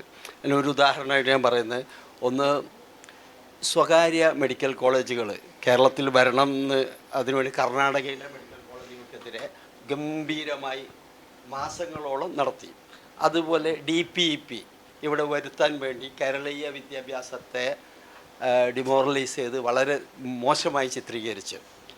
പിന്നെ റിസർവേഷൻ ക്വാളിറ്റി കുറക്കുമെന്ന് പറഞ്ഞ് റിസർവേഷനെ ഇതാക്കാൻ വേണ്ടിയിട്ട് ഇങ്ങനെ, അതുപോലെ തന്നെ ചാരവൃത്തി, ഒരു അജണ്ട സെറ്റ് ചെയ്ത് നമ്പി നാരായണനെ പ്രതിയാക്കി, പ്രത്യേകിച്ച് മനോരമ പോലെയുള്ള പത്രങ്ങൾ. ഇത്തരം ഒരു താങ്കളുടെ പത്രപ്രവർത്തന അനുഭവത്തിൽ ഇത്തരം അജണ്ടകളാണ്, ആം ആദ്മി ഒരു ഉദാഹരണമാണ്, ഇത്തരം അജണ്ടകളാണ് എന്ന് തിരിച്ചറിഞ്ഞിട്ട് താങ്കൾ നേതൃത്വം കൊടുത്ത താങ്കളോ അതിനെ പ്രതിരോധിക്കുകയോ സ്വീകരിക്കുകയോ നിരാകരിക്കുകയോ ചെയ്യേണ്ട അവസ്ഥ ഉണ്ടായിട്ടുണ്ടോ? ഒരുപാട് ഉണ്ടായിട്ടുണ്ട്. അതിലെല്ലാത്തിനും നമുക്ക് ഇപ്പം ഞാൻ ജോലി ചെയ്യുന്ന പത്രസ്ഥാപനം എന്ന് പറഞ്ഞാൽ ബംഗാളിലെ മലയാള മനോരമ എന്ന് പറയുന്ന അതുപോലെ തന്നെയാണ്. അപ്പം ശരിക്കും പറഞ്ഞാൽ ഒരു കോയിൻസിഡൻസ്, മാതൃഭൂമിയും ഈ അനന്തബസാർ പത്രികയും ഒരു ദിവസമാണ് തുടങ്ങിയെന്ന് 1922 ജൂലൈ 13. അപ്പോൾ മനോരമ എന്താണ് ഇവിടെ ഇടതുപക്ഷ സർക്കാരിനെതിരെ ചെയ്തുകൊണ്ട് ഇത് തന്നെയാണ് ഞങ്ങളും അവിടുത്തെ ഇടതുപക്ഷ സർക്കാരിനെതിരെ 2004 വരെ ചെയ്തുകൊണ്ടിരുന്നത്. അപ്പോൾ എനിക്കങ്ങനെ ഞാനന്നങ്ങനെ വലിയ രാഷ്ട്രീയ വീക്ഷണമോ അന്നോ ആ കാലത്തൊന്നും എനിക്കില്ല. ഞാനും സാധാരണ ഒരു പത്രപ്രവർത്തകൻ. ഞാൻ ഡെസ്കിൽ ഒരു സാധാരണ വളരെ ജൂനിയറായിട്ടുള്ള ജോൺ ന്യൂസ് ഇട്ടോ അങ്ങനെ എന്തായിരുന്നു. അപ്പോൾ എനിക്കതിനകത്ത് നമുക്ക് റോളില്ലേ പോളിസി തീരുമാനിക്കുന്നതിൽ. പക്ഷേ അപ്പോൾ അന്ന് ബംഗാളിൽ ഒരു ഫലിതം ഉണ്ടായിരുന്നു. ഈ അനന്തബസാർ പത്രിക എത്രത്തോളം എതിർക്കുന്നു അത്രത്തോളം ലെഫ്റ്റ് വളരുകയും എന്ന് അനന്തബസാർ അവരെ സപ്പോർട്ട് ചെയ്യാൻ തുടങ്ങുക അന്ന് ലെഫ്റ്റ് തളരുകയും ചെയ്യുന്നു. അത് അതുപോലെ തന്നെ സംഭവിക്കുകയും ചെയ്തു. 2004 ബുദ്ധദേവ് ഭട്ടാചാര്യജിയുടെ 2006 അതെ 2006 ബുദ്ധദേവ് ഭട്ടാചാര്യജി തിരിച്ച് തിരഞ്ഞെടുക്കപ്പെടുമ്പോൾ ലെഫ്റ്റിന് ഒരിക്കലും അല്ലാത്ത രീതിയിൽ 234 സീറ്റിലാണ് അഭൂതപൂർവമായ വിജയമായിരുന്നു. അപ്പോൾ ബുദ്ധദേവ് ഭട്ടാചാര്യജി അദ്ദേഹം ഒരു കാര്യം മനസ്സിലാക്കി. ആ സമയത്താണ് ഈ കേരളവും മറ്റ് സ്ഥലങ്ങളിലോട്ട് ഈ ബംഗാളികൾ ചെറുപ്പക്കാരുടെ ഒഴുക്ക്. അത് നമ്മൾ റെയിൽവേ സ്റ്റേഷനുമായി ഹൃദയഭേദകമായ കാഴ്ചയാണ്. ചെറുപ്പക്കാർ വരും, പ്ലാസ്റ്റിക് ഒരു ബാഗ്, അത് മാത്രമാണ് അവരുടെ ആകെയുള്ള ലോകത്തിലെ സമ്പത്ത്. അതിനകത്ത് 1-2 ഷർട്ടോ ഇത് വെച്ചിട്ട് അവർ ക്യൂ നിൽക്കുകയാണ് ട്രെയിനകത്ത് കയറാനായിട്ട്. പക്ഷേ കഥ തുറക്കുമ്പോഴേക്കും അങ്ങ് ഇടിച്ച്, കാര്യം റിസർവേഷൻ ഇല്ലാത്തതിനകത്താണ്. അപ്പോൾ അത് പോലീസുകാർ വെളിയിൽ നിന്ന് ലാത്തി വെച്ച് ഈ മൃഗങ്ങളെയൊക്കെ അടിക്കുമ്പോൾ അടിച്ച് നമ്മൾ ആടിനെയൊക്കെ അടിച്ചിങ്ങനെ കയറ്റില്ല. അത് കണ്ടാൽ നമുക്ക് ഭയങ്കരമായ ഒരിത്. അപ്പോൾ ആ സമയത്താണ് ബുദ്ധദേവ് ഭട്ടാചാര്യ തീരുമാനിച്ചത് തൊഴിൽ കൊടുക്കണമെങ്കിൽ സർക്കാരിനെ കൊണ്ട് കഴിയില്ല. ഒരു ലോകത്ത് ഒരു രാഷ്ട്രത്തിനും സർക്കാരിനെ കൊണ്ട് എല്ലാവർക്കും തൊഴിലെടുക്കാൻ പറ്റില്ല. അപ്പോൾ ആണ് സ്വകാര്യ ക്യാപിറ്റൽ ഉണ്ടെങ്കിലേ പറ്റും. അപ്പം വന്ന പ്രധാനപ്പെട്ട പോളിസി ചേഞ്ച് എന്ന് പറഞ്ഞാൽ 94 ഇടതുപക്ഷം ജ്യോതിബാസുവിൻ്റെ കീഴിൽ ഇൻഡസ്ട്രിയൽ പോളിസി ആദ്യമായിട്ട് അംഗീകരിച്ചിരുന്നു. പക്ഷേ അതിനുശേഷം വലിയ കാര്യങ്ങൾ നടന്നില്ല. പക്ഷേ ഇവിടെ വന്ന ഏറ്റവും വലിയത് ഇദ്ദേഹം തീരുമാനിച്ചു, നമുക്ക് ഒരു വലിയ പ്രോജക്റ്റ്, അത് ബംഗാളിനെ കൊണ്ട് ഒരിക്കലും നടത്താൻ പറ്റില്ല എന്ന് വിചാരിക്കുന്ന ഒരു പ്രോജക്റ്റ് സക്സസ്ഫുള്ളായിട്ട് ചെയ്യുകയാണെങ്കിൽ നമ്മുടെ സ്റ്റിഗ്മ മാറുകയും കൂടുതൽ വ്യവസായം ഇങ്ങോട്ട് വരും. അങ്ങനെയാണ് അവർ. അപ്പോൾ അന്നത്തെ ഒരു സിറ്റുവേഷനിൽ നമ്മൾ ആ കാലം കൂടി ഓർമ്മിക്കണം. ഇടതുപക്ഷം കത്തി നിൽക്കുന്ന സമയം, ഏറ്റവും കൂടുതൽ പാർലമെൻറ്റിൽ അംഗങ്ങളുള്ള സമയം 2006 ടാറ്റ ഗ്രൂപ്പാണ് അന്ന് ഇന്ത്യയിൽ. എല്ലാവരും, എനിക്ക് ടാറ്റ ഗ്രൂപ്പുമായിട്ട് ഒരുപാട് അഭിപ്രായ വ്യത്യാസങ്ങളുണ്ട്. എനിക്കെന്ന് പറഞ്ഞാൽ അവർക്ക് തന്നെ പരിചയമൊന്നുമില്ല, എനിക്ക് അവർ ചെയ്യുന്ന പല കാര്യങ്ങളും യോജിപ്പില്ല. എന്നാലും അക്കാലത്ത് ഇന്ത്യയിലെ ഒരു സമ്മതമായ ഗ്രൂപ്പ് എന്ന രീതിയിൽ ബുദ്ധദേവ് ഭട്ടാചാര്യ നേരിട്ട് രത്തൻ ടാറ്റയെ വിളിച്ച് സംസാരിച്ച് അങ്ങനെയാണ് സിംഗൂർ പ്രോജക്റ്റ് അവിടെ വരുന്നത്. അപ്പോൾ ആ സമയത്ത് ആദ്യമായിട്ട് ആനന്ദബസാർ പത്രിക ഇടതുപക്ഷത്തിനെ അനുകൂലിച്ചു എന്നുകൊണ്ട്.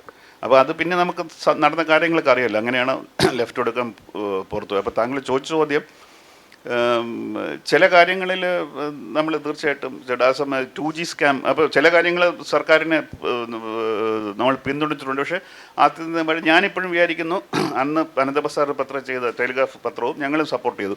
അത് ശരിയാണെന്നാണ് ഞാൻ എപ്പോഴും വരുന്നത്. ഞാൻ സിംഗൂറിൽ അങ്ങനെ വലിയ കുഴപ്പമുണ്ടായിരിക്കുന്നത് നന്ദിഗ്രാമിലാണ്. അത് പക്ഷേ ഇപ്പം നന്ദിഗ്രാമും സിംഗൂറും കൂടെ ഒരു സിനണിം പോലെയായി. അത് മമതാ ബാനർജി വളരെ വിദഗ്ധമായിട്ട് അതിനെ യൂസ് ചെയ്തു. അവർ ചെയ്തതിൽ തെറ്റില്ല. ഒരു രാഷ്ട്രീയ നേതാവ് എന്ന നിലയിൽ അവർക്കും ചുമതലയുണ്ട്. ആളുകൾ അടിച്ചമർത്തപ്പെടുകയാണെന്ന് തോന്നുന്നത് അവരുടെ കൂടെ നിൽക്കണം. നന്ദിഗ്രാമിൽ പറ്റിയത് പാർട്ടി ഇടപെട്ടാണ്. 14 പേരാണ് മരിച്ചത് വെടിവെച്ച്. ആ 14 പേരും മുസ്ലിങ്ങളായിരുന്നു എന്നുള്ളത് ആ ആഘാതത്തിൽ നിന്ന് CPM ഇപ്പോഴും, കാര്യം 28% പോപ്പുലേഷനെ മാറ്റി നിർത്തിക്കൊണ്ട് ബംഗാളിൽ ഒരു പാർട്ടിക്ക് ജയിക്കാൻ നോക്കൂല ഇലക്ഷൻ.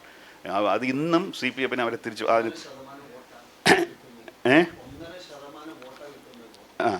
അപ്പോൾ അതെ 42 കിട്ടിക്കൊണ്ടിരുന്നതാണ്. അപ്പോൾ അത് ഇത് നമ്മുടെ ഇതിൻ്റെ പാഠം എന്ന് പറയുന്നത്, നമ്മൾ പോളിസി വളരെ വലിയൊരു പോളിസി ചേഞ്ച് ഉണ്ടാകുമ്പം കഴിയുന്നത്ര പേരെ ചേർത്ത് പിടിക്കുക എന്നുള്ളതാണ്. പക്ഷേ എനിക്ക് തോന്നുന്നില്ല അത് ഇപ്പോഴും ആ പാഠം പഠിച്ചിട്ടുണ്ട്. നമ്മൾ PM ശ്രീയിലും കണ്ടു എന്താ സംഭവിച്ചെന്ന്. PM ശ്രീ എനിക്ക് അങ്ങനെ, പക്ഷേ ആളുകളെ ചേർത്ത് പിടിക്കുക, ഡെമോക്രസി എന്നുള്ളത്, ഒരു ഡെമോക്രസിയിൽ നമ്മൾ രക്ഷപ്പെടാൻ നമ്മൾ ഡെമോക്രാറ്റിക് ആയേ പറ്റുള്ളൂ. അപ്പോൾ ബുദ്ധദേവ് ഭട്ടാചാര്യക്ക് പറ്റിയൊരു അബദ്ധം ഇതായിരുന്നു, ആളുകളെ ചേർത്ത് പിടിച്ചില്ല, പാർട്ടി കൂടെ നിന്നുമില്ല എന്നുള്ളത്. ഈ 2 ഇത് വെച്ചുള്ള. അപ്പോൾ അന്ന് ടെലിഗ്രാഫ്, പക്ഷേ ഇന്നിപ്പോൾ ആളുകൾ പറയുമ്പോൾ ഞാൻ പറഞ്ഞ ഫലിതം അത് കറക്റ്റായിട്ട് വന്നു. എപ്പോൾ പത്രം സപ്പോർട്ട് ചെയ്യാൻ തുടങ്ങിയോ ലെഫ്റ്റിൻ്റെ തളർച്ചയുണ്ട്. പക്ഷേ ഞാനിപ്പോഴും വിചാരിക്കുന്നത് ശരിയാണ്. അതുപോലെ 2G സ്കാം വന്നപ്പോൾ ഞാനതിനെ വളരെ ശക്തം, ഞാൻ പറഞ്ഞ അങ്ങനെ ഒരു സ്കാം ഉണ്ടായിട്ടില്ല, ഞാനല്ല ഞങ്ങളുടെ ഇത്. അപ്പോൾ ഞങ്ങൾ കോൺഗ്രസിൻ്റെ പൈസ വാങ്ങിച്ചിട്ടാണ്. കോൺഗ്രസ് ആർക്കും ഒരു ഉപകാരം ചെയ്യില്ല. പൈസ തന്നിരുന്നെങ്കിൽ ഞാൻ പലപ്പോഴും ആലോചിച്ചിട്ടുണ്ട്, നമുക്ക് എന്തെങ്കിലും ഒരുത്തനും ഒരു ഉപകാരം ചെയ്യില്ല കോൺഗ്രസ്. അങ്ങനെയാണ് കോൺഗ്രസിൻ്റെ പ്രശ്നം. നമുക്കറിയില്ല, ആരും സഹായിക്കില്ല അവർ. അപ്പം പക്ഷേ എനിക്ക് കോൺഗ്രസ്സുകാർ പൈസ തന്നിട്ടുണ്ട്, മമതാ ബാനർജി പൈസ തന്നിട്ടുണ്ട്, അവിടെയുള്ള എല്ലാവരും പൈസ തന്നിട്ടുണ്ട് അവിടെ പറയുന്നത്. പക്ഷേ ഞാൻ പറഞ്ഞ അങ്ങനെ ഒരു സ്കാം ഉണ്ടായിട്ട് എനിക്ക് മനസ്സിലായിട്ടില്ല. അങ്ങനെ ചില അതുപോലെ എല്ലാം ശരിയാന്നുള്ള പല തെറ്റായ കാര്യങ്ങളും ഞാൻ ചെയ്തിട്ടുണ്ട്. എല്ലാ പത്രപ്രവർത്തനം ഉണ്ടാവുമല്ലോ അങ്ങനെ. പക്ഷേ അജണ്ട സെറ്റ് ചെയ്യുന്നുള്ള എനിക്ക് തോന്നുന്നു ഇതൊക്കെ നമ്മൾ കുറച്ച് ഓവർ ഇതും കൂടെ ഒരു പത്രം വിചാരിച്ചാലൊന്നും ഇപ്പോൾ ഇന്നത്തെ കാലത്ത് അങ്ങനെ അജണ്ട സെറ്റ് അന്ന് നമ്മൾ അന്ന് ചലഞ്ച് ചെയ്യാത്തോളം നമ്മൾ അങ്ങനെയാണെങ്കിൽ ഞാൻ പറഞ്ഞില്ലേ, അങ്ങനെയാണെങ്കിൽ അനന്തബസാർ മനോരമയെക്കാട്ടി ശക്തമാണ് ശരിക്കും. വളരെയധികം അനന്തബസാറിൻ്റെ സർക്കുലേഷൻ കഴിഞ്ഞാൽ വളരെ വളരെ പിന്നിലാണ് സെക്കൻഡ് പേപ്പർ വർത്തമാനം എന്ന് പറഞ്ഞ പേപ്പർ.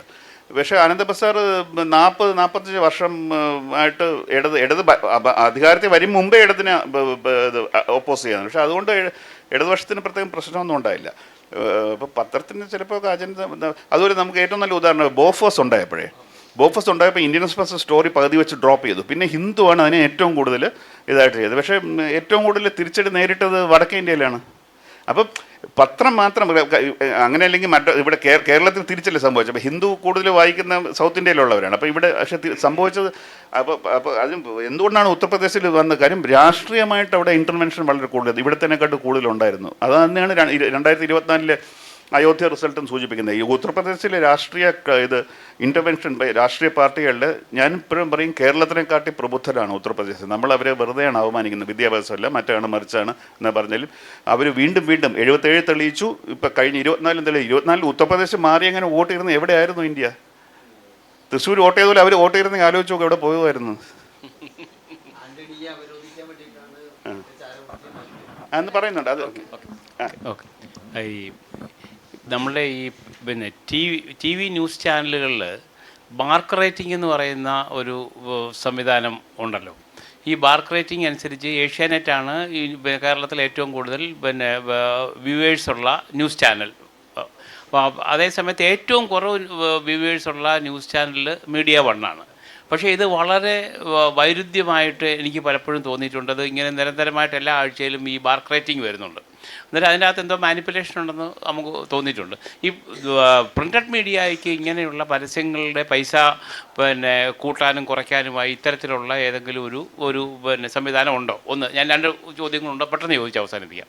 അന്നേരം പിന്നെ ഉണ്ടോ ഈ മാർക്ക് റേറ്റിംഗ് പോലുള്ള എന്തെങ്കിലും സംവിധാനങ്ങൾ പ്രിൻ്റഡ് മീഡിയയിലുണ്ടോ? പിന്നെ രണ്ടാമത്തെ പിന്നെ കാര്യം എന്ന് പറഞ്ഞാൽ മനോരമയുടെ സർക്കുലേഷനെ സംബന്ധിച്ച് ഇവിടെ വളരെ അതിശോക്തിപരമായിട്ട് ചില ഡേറ്റാസ് ഇവിടെ പറഞ്ഞു. അന്നേരം ഈ മനോരമയുടെ പിന്നെ സർക്കുലേഷൻ സംബന്ധിച്ച് സോഷ്യൽ മീഡിയ വാട്സപ്പ് ഗ്രൂപ്പുകളിൽ വന്ന വലിയ ഒരു കത്തുണ്ടായിരുന്നു. ആ കത്ത് കോട്ടയത്തുള്ള ഈ മനോരമയുടെ ടോപ്പായിട്ടുള്ള സർക്കുലേഷൻ്റെ ആയിട്ട് ബന്ധപ്പെട്ട് നിൽക്കുന്ന ഒരാൾ എൻ്റെ അടുത്ത സ്നേഹിതനാണ്. ഞങ്ങൾക്ക് അത്ര സ്വാതന്ത്ര്യമുള്ളവരാണ്. എന്നിട്ട് ഞാൻ അദ്ദേഹത്തിന് അയച്ചു കൊടുത്തു, നിങ്ങളുടെ പത്രത്തെ പറ്റിയിട്ട് ഇങ്ങനെയാണല്ലോ പിന്നെ സോഷ്യൽ മീഡിയ പറയുന്നത്, എന്താണ് നിങ്ങളുടെ അഭിപ്രായം എന്ന് ചോദിച്ചു. അദ്ദേഹം പറഞ്ഞു, ഞങ്ങളുടെ പത്രം മാത്രമല്ല കേരളത്തിലുള്ള മുഴുവൻ പത്രങ്ങൾക്കും ഈ പിന്നെ വരിക്കാരുടെ എണ്ണം ക്രമാതീതമായി കുറഞ്ഞിട്ടുണ്ട്. ഞങ്ങൾക്ക് 7 ലക്ഷം പേര് കുറഞ്ഞിട്ടുണ്ട്. ഞങ്ങളുടെ ആദ്യം ഉണ്ടായിരുന്നതിനെക്കാട്ടി 7 ലക്ഷം പേര് കുറഞ്ഞിട്ടുണ്ട്. അന്നേരം അത് ഒരു യാഥാർത്ഥ്യമാണ്. അത് ഞങ്ങൾ അംഗീകരിക്കുകയും ചെയ്യുന്നുണ്ട്. അതുപോലെ തന്നെ പണ്ട് മനോരമയാണെന്നുണ്ടെങ്കിൽ ഇപ്പം 59,000 വായനക്കാർ ഞങ്ങൾക്കുണ്ട്, അല്ലെങ്കിൽ 69 ലക്ഷം വായനക്കാരുണ്ടെന്നും പറഞ്ഞ് ഇങ്ങനെ നിരന്തരം അവർ വലിയ ബോർഡ് എഴുതി വെക്കുമായിരുന്നു. ഇപ്പോൾ ആ പരിപാടി നിർന്നു. ഇപ്പോൾ അങ്ങനെയുള്ള ഒരു ഇതുമില്ല. പക്ഷേ അതുകൊണ്ട് ഈ നമ്മൾ വർത്തമാന പത്രങ്ങളുടെ ഒരു സർക്കുലേഷൻ കുറഞ്ഞതിൻ്റെ അകത്തൊരു പ്രധാനപ്പെട്ട ഒരു മേഖലയെന്ന് പറഞ്ഞു കഴിഞ്ഞാൽ നമുക്ക് ഇപ്പം എല്ലാ വിവരങ്ങളും നമ്മുടെ യൂട്യൂബിലാണെങ്കിലും മൊബൈലിലാണെങ്കിലും നമുക്ക് ടി വിയിലാണെങ്കിലും ലഭിക്കും. വർത്തമാന ന്യൂസുകളുടെയും TV ന്യൂസുകളുടെയും ഇതേപോലൊരു പ്രശ്നമുണ്ട്. അന്നേരം അതുകൊണ്ട് അതിനെ നമ്മൾ അങ്ങനെ കാണണമെന്നാണ് എൻ്റെ ഒരു അഭിപ്രായം. അവസാനമായിട്ട് എനിക്ക് പറയാനുള്ള ഒരു കാര്യം, ഈ സാധാരണഗതിയിൽ വർത്തമാന പത്രങ്ങൾ പ്രിൻ്റഡ് മീഡിയയിൽ ഏറ്റവും പ്രധാനമായിട്ടും ഹൈലൈറ്റ് ചെയ്തുകൊണ്ടിരുന്ന, അല്ലെങ്കിൽ ദിവസം അല്ലെങ്കിൽ ആഴ്ചയിലെങ്കിലും സമൂഹത്തിൻ്റെ ആരുടെയും കണ്ണുകൾ എത്താതിരുന്ന, അതായത് ഫേസ്ലെസ് ആൻഡ് വോയിസ്ലെസ് ആയിട്ടുള്ള ആൾക്കാരെ സംബന്ധിച്ചുള്ള ചില സ്റ്റോറീസ് വരുമായിരുന്നു. ഇപ്പോൾ അടുത്ത കാലത്തായിട്ട് വർത്തമാന പത്രങ്ങൾ ഇങ്ങനെ വോയിസ്ലെസ് ആൻഡ് ഫേസ്ലെസ് ആയിട്ടുള്ള ജനങ്ങളെ പറ്റിയിട്ടോ അവരുടെ ജീവിതത്തെ പറ്റിയിട്ടോ ഒരു സ്റ്റോറീസും കാണുന്നില്ല. അന്നേരം അത് ഇപ്പോൾ ഈ ഉണ്ടായിരിക്കുന്ന ഈ മാറ്റം, പ്രിൻ്റഡ് മീഡിയയിൽ ഉണ്ടായിരിക്കുന്ന ഈ മാറ്റം എന്തുകൊണ്ടാണെന്നൊന്ന് വിശദീകരിക്കാമോ? ഉണ്ട്. പത്രങ്ങൾക്ക് ഇതുപോലുണ്ട്. ABC audit bureau of circulation എന്ന് പറഞ്ഞ് ഒരു ദിവസം എത്ര പത്രം അച്ചടിക്കും എന്നുള്ളതിനുണ്ട്. പിന്നെ ഇന്ത്യൻ IRS എന്ന് പറഞ്ഞാൽ ഇന്ത്യൻ റീഡർഷിപ്പ് സർവേ. റീഡർഷിപ്പ് എന്ന് പറഞ്ഞാൽ ഒരു പത്രം ഒരു വീട്ടിൽ വാങ്ങിക്കുകയാണെങ്കിൽ നമ്മൾ ഒരു കോപ്പിയായിട്ടാണ് കണക്കാക്കുന്നത്. പക്ഷേ ആ പത്രം ആ കുടുംബത്തിലിപ്പം 8 പേരോ അല്ലെങ്കിൽ 4 പേരോ ഉണ്ടെങ്കിൽ 4 പേര് വായിക്കുന്നുണ്ട്. അപ്പോൾ ഈ റീഡർഷിപ്പ് സർവേ അങ്ങനെ നോക്കുകയും ABC അടിക്കുന്ന കോപ്പികളുടേത്. പക്ഷേ കോവിഡ് വന്ന ശേഷം ABC 2-3 വർഷത്തേക്ക് നിർത്തിയിരുന്നു. കോവിഡ് വന്ന സമയത്ത് ഒരുപാട് ഡിസ്ട്രപ്ഷൻ ഉണ്ടെങ്കിൽ വീടുകളിൽ പോയി ചോദിക്കാൻ പറ്റാത്തതുകൊണ്ട് അതിൽ IRS നിർത്തിയിരുന്നു. വീണ്ടും എനിക്ക് റിവൈവ് ചെയ്തിട്ടുണ്ടെന്നാണ് തോന്നുന്നത്. പക്ഷേ ഇതിനകത്തുള്ള പ്രശ്നം ഈ ABCയിൽ ഏതെങ്കിലും പത്രം പെട്ടെന്ന് അവരുടെ സർക്കുലേഷൻ വീഴുന്നു എന്ന സംശയം വരികയാണെങ്കിൽ അവർ പെട്ടെന്ന് അതിൽ നിന്ന് പിന്മാറും. ഞങ്ങൾ ഇനിയും ഇത് പത്രങ്ങളെല്ലാം കൂടെ പൈസ കൊടുത്ത് നടത്തുന്ന ഒരു സർവേയാണ്. അപ്പോൾ അവരതിൽ നിന്ന് പിൻവാങ്ങും. അതേസമയം അവർക്ക് കൂടുതൽ നേട്ടമുണ്ടെന്ന് വർഷത്തിൽ അവർ തിരിച്ച് ജോയിൻ ചെയ്യും. അതുകൊണ്ട് വലിയൊരു റിലയബിൾ ആയിട്ടുള്ളൊരു യാഡ് സ്റ്റിക്ക് അല്ല അത്. IRS ആണ് കുറച്ചും കൂടെ റീഡർഷിപ്പ് സർവേ കുറച്ചും കൂടി റിലയബിൾ ആയിട്ടുള്ള ഇത്. അപ്പോൾ അത് വെച്ച് നോക്കുമ്പോഴാണ് ഈ നേരത്തെ പറഞ്ഞ പോലെ അതുകൊണ്ടാണ് പലപ്പോഴും ഒരു സർക്കുലേഷൻ ഒരു പത്രത്തിൻ്റെ സർക്കുലേഷൻ 20 ലക്ഷമാണെങ്കിലും റീഡർഷിപ്പ് നേരത്തെ 59 ലക്ഷമോ 60 ലക്ഷം എന്ന് പറഞ്ഞാൽ ഓരോ കോപ്പിയും കൂടുതൽ ആളുകൾ വായിക്കുന്നു. വലിയ കുടുംബങ്ങൾ, സൈസുള്ള ലാർജ് കുടുംബങ്ങളാണ് വായിക്കുന്നതെന്നുള്ളത്. പക്ഷേ ഈ പരസ്യത്തിനെ കുറിച്ച് തീരുമാനിക്കുന്നത് ഈ കാര്യങ്ങളൊന്നും അല്ല. ഇപ്പം താങ്കൾ പറഞ്ഞു 7 ലക്ഷം കുറഞ്ഞു എന്ന് പറഞ്ഞു. പലപ്പോഴും പറ്റുന്നത് ഈ പൈസ ഉണ്ടായിരുന്ന സമയത്ത് ന്യൂസ് പ്രിൻ്റ് വില കുറയുന്ന സമയത്ത് പത്രങ്ങൾ ഈ ഫ്രീ കോപ്പി അടിച്ച് വെറുതെ വിതരണം ചെയ്യും പല സ്ഥലങ്ങളിലും. ആ വിതരണം ചെയ്യുന്ന സാധാരണ ABC-ക്കകത്ത് ഉൾപ്പെടുത്താൻ പറ്റില്ല എന്നാണ്, പക്ഷെ അത് ഉൾപ്പെടുത്താറുണ്ട് പലരും. അപ്പോൾ ഈ 7 ലക്ഷം എന്ന് പറഞ്ഞ കൊഴിഞ്ഞ വായനക്കാരിൽ ഞാൻ സംശയിക്കുന്ന ഒരു നല്ലൊരു വിഭാഗം അതിൽ നിന്നായിരിക്കും. അത് മാത്രമല്ല, പിന്നെ പത്രം നിർത്തിയിട്ടുള്ളത് ഇത് നേരത്തെ പറഞ്ഞ ചിലപ്പം അല്ല ഇങ്ങനെയുള്ള ഇത് കിട്ടുന്നതുകൊണ്ട് പൈസ നമ്മൾ വെറുതെ വേസ്റ്റ് ചെയ്യണമെന്ന് അറിഞ്ഞ് കുറച്ചൊക്കെ കെയർഫുള്ളായിട്ട് പൈസ ചിലവാക്കുന്ന ആളുകളായിരിക്കും നിർത്താൻ സാധിക്കും. അത് കാര്യം ഈ പരസ്യത്തിൻ്റെ വില നിർണ്ണയിക്കുന്ന ഇവരാരുമല്ല. SECA എന്ന് പറഞ്ഞാൽ ഇതിനകത്തൊരു സെഗ്മെൻ്റ് ഉണ്ട്, സോഷ്യോ എക്കണോമിക് ക്ലാസ് A. പറഞ്ഞാൽ ഏറ്റവും കൂടുതൽ പൈസ ചിലവാക്കുന്ന ഒരു വിഭാഗം. ഈ റീഡേഴ്സിന് വേണ്ടിയാണ് ശരിക്കുള്ള ബാറ്റിൽ. ഇവരുടെ എണ്ണം എത്രയാണെന്ന് ഒരു പത്രവും പുറത്ത് പറയില്ല. അത് അവരുടെ ട്രേഡ് സീക്രട്ടാണ്. അപ്പോൾ താങ്കളുടെ സുഹൃത്തിനോട് താങ്കൾ ചോദിക്കൂ, SECAയിൽ നിങ്ങൾ എത്ര പേര് കൊഴിഞ്ഞിട്ടുണ്ടെന്ന്. അങ്ങനെ കൊഴിഞ്ഞിട്ടുണ്ടെങ്കിൽ അതൊരു വലിയ വെറിയിങ് ഫാക്ടറാണ്. പത്രങ്ങൾ ശരിക്ക് എൻ്റെ സംശയം ഈ എല്ലാവരും പത്രങ്ങളെല്ലാം ഭയപ്പെടുന്നു എന്ന് പറയുന്ന ഗവൺമെൻറ്റിനെ അല്ല, അവരുടെ ഇൻഡസ്ട്രിയെ ഭയപ്പെടുന്നു പറയുന്നുണ്ടെങ്കിൽ ഈ SECAയിലും ഇപ്പോൾ കൊഴിഞ്ഞുവാൻ തുടങ്ങി കാണും എന്നാണ് കാര്യം. അത് വരുമ്പോഴേക്കാണ് ശരിക്കും ഇപ്പോൾ സർക്കുലേഷൻ വളരെയധികം കൂടുകയാണെങ്കിലും ഈ SECAയും Bയും ആ 2 സെഗ്മെൻറ്റ്സും വായനക്കാർ കുറവാണെങ്കിൽ നിങ്ങൾക്ക് പരസ്യം ഈ പത്രത്തിൽ പരസ്യം ചെയ്യുന്ന കമ്പനികൾ പരസ്യത്തിൻ്റെ റേറ്റ് കുറയ്ക്കും. അത് കുറയ്ക്കുകയാണെങ്കിൽ പിന്നെ പത്രങ്ങൾക്ക് നിലനിൽപ്പില്ല. അപ്പോൾ ഈ ഇൻഫർമേഷൻ കിട്ടാൻ വളരെ ബുദ്ധിമുട്ടാണ്. ABC-ൽ കൊടുക്കുന്നുണ്ട്, പക്ഷേ ഞാൻ വിശ്വസിക്കുന്നത് കാര്യം എൻ്റെ പത്രം കള്ളം പറയാറുണ്ടെന്ന് പത്രത്തിനകത്തിരുന്നുകൊണ്ട് എനിക്കറിയാം, അതുകൊണ്ടാണ് ഞാൻ പറയുന്നത്. അപ്പോൾ ഈ ഇൻഫർമേഷൻ കിട്ടുമ്പോഴാണ് അതുകൊണ്ടാണ് നമുക്ക് ഇൻഫർമേഷൻ വളരെ ബുദ്ധിമുട്ടാണ് കിട്ടാൻ. ഇത് പിന്നെ അവസാന ചോദ്യം സ്റ്റോറീസ് അല്ല മാർക്കറ്റിങ് ഇപ്പം മീഡിയ വേണം ഇതിന്ന് പുൾ ഔട്ട് ചെയ്തല്ലോ, എന്തോ പ്രശ്നങ്ങളുണ്ടെന്ന്. മാർക്കറ്റിങ് എപ്പോഴും കോൺട്രവേഴ്സ്ഡാണ്. പക്ഷേ ഇവിടെ കേരളത്തിൽ നടക്കുന്ന അതല്ല. ബാർക്കിനെക്കാട്ടി ഡിസ്ട്രിബ്യൂഷൻ അതിനകത്ത് ആളുകൾ കളിക്കുന്നുണ്ട്. ഈ കൊടുക്കുന്ന ചാനലേ നമ്മൾ സ്വിച്ച് ഇടുമ്പോൾ ആദ്യം വരുന്ന ചാനൽ അത് ചിലർ പറയുന്നു 15 കോടിയോ കൊടുത്ത് അഡ്ജസ്റ്റ് ചെയ്യാൻ പറ്റുമെന്നൊക്കെ പറയുന്നു. അതായിരിക്കും അത്.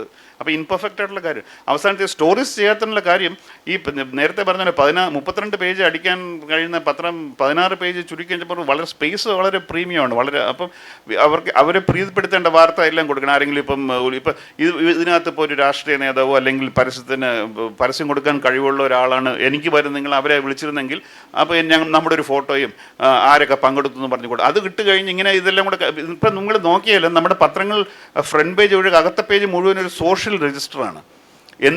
ആരൊക്കെ എവിടെയൊക്കെ പോയി ആരെയൊക്കെ അഭിസംബോധന ചെയ്തു, അവരെന്ത് പറഞ്ഞു എന്ന് പോലും പറയാം. കാര്യം പങ്കെടുത്തവരുടെ ഈ VIP-കളുടെ പേര് എഴുതുമ്പോഴേക്കും ആ സ്ഥലവും കഴിയും. ഒരു 10-40 പേര് കാണും, അവരെല്ലാം പങ്കെടുത്തു എന്ന്. പിന്നെ മരണം, ജനനം, മരണം, വിവാഹിതരായി, ഇതെല്ലാം കഴിഞ്ഞ് പിന്നെ സ്പോർട്സ്, അത് കഴിഞ്ഞ് പിന്നെ സ്പേസ് ഇല്ല എന്നുള്ളൊരു പ്രശ്നമുണ്ട്. അതുകൊണ്ട്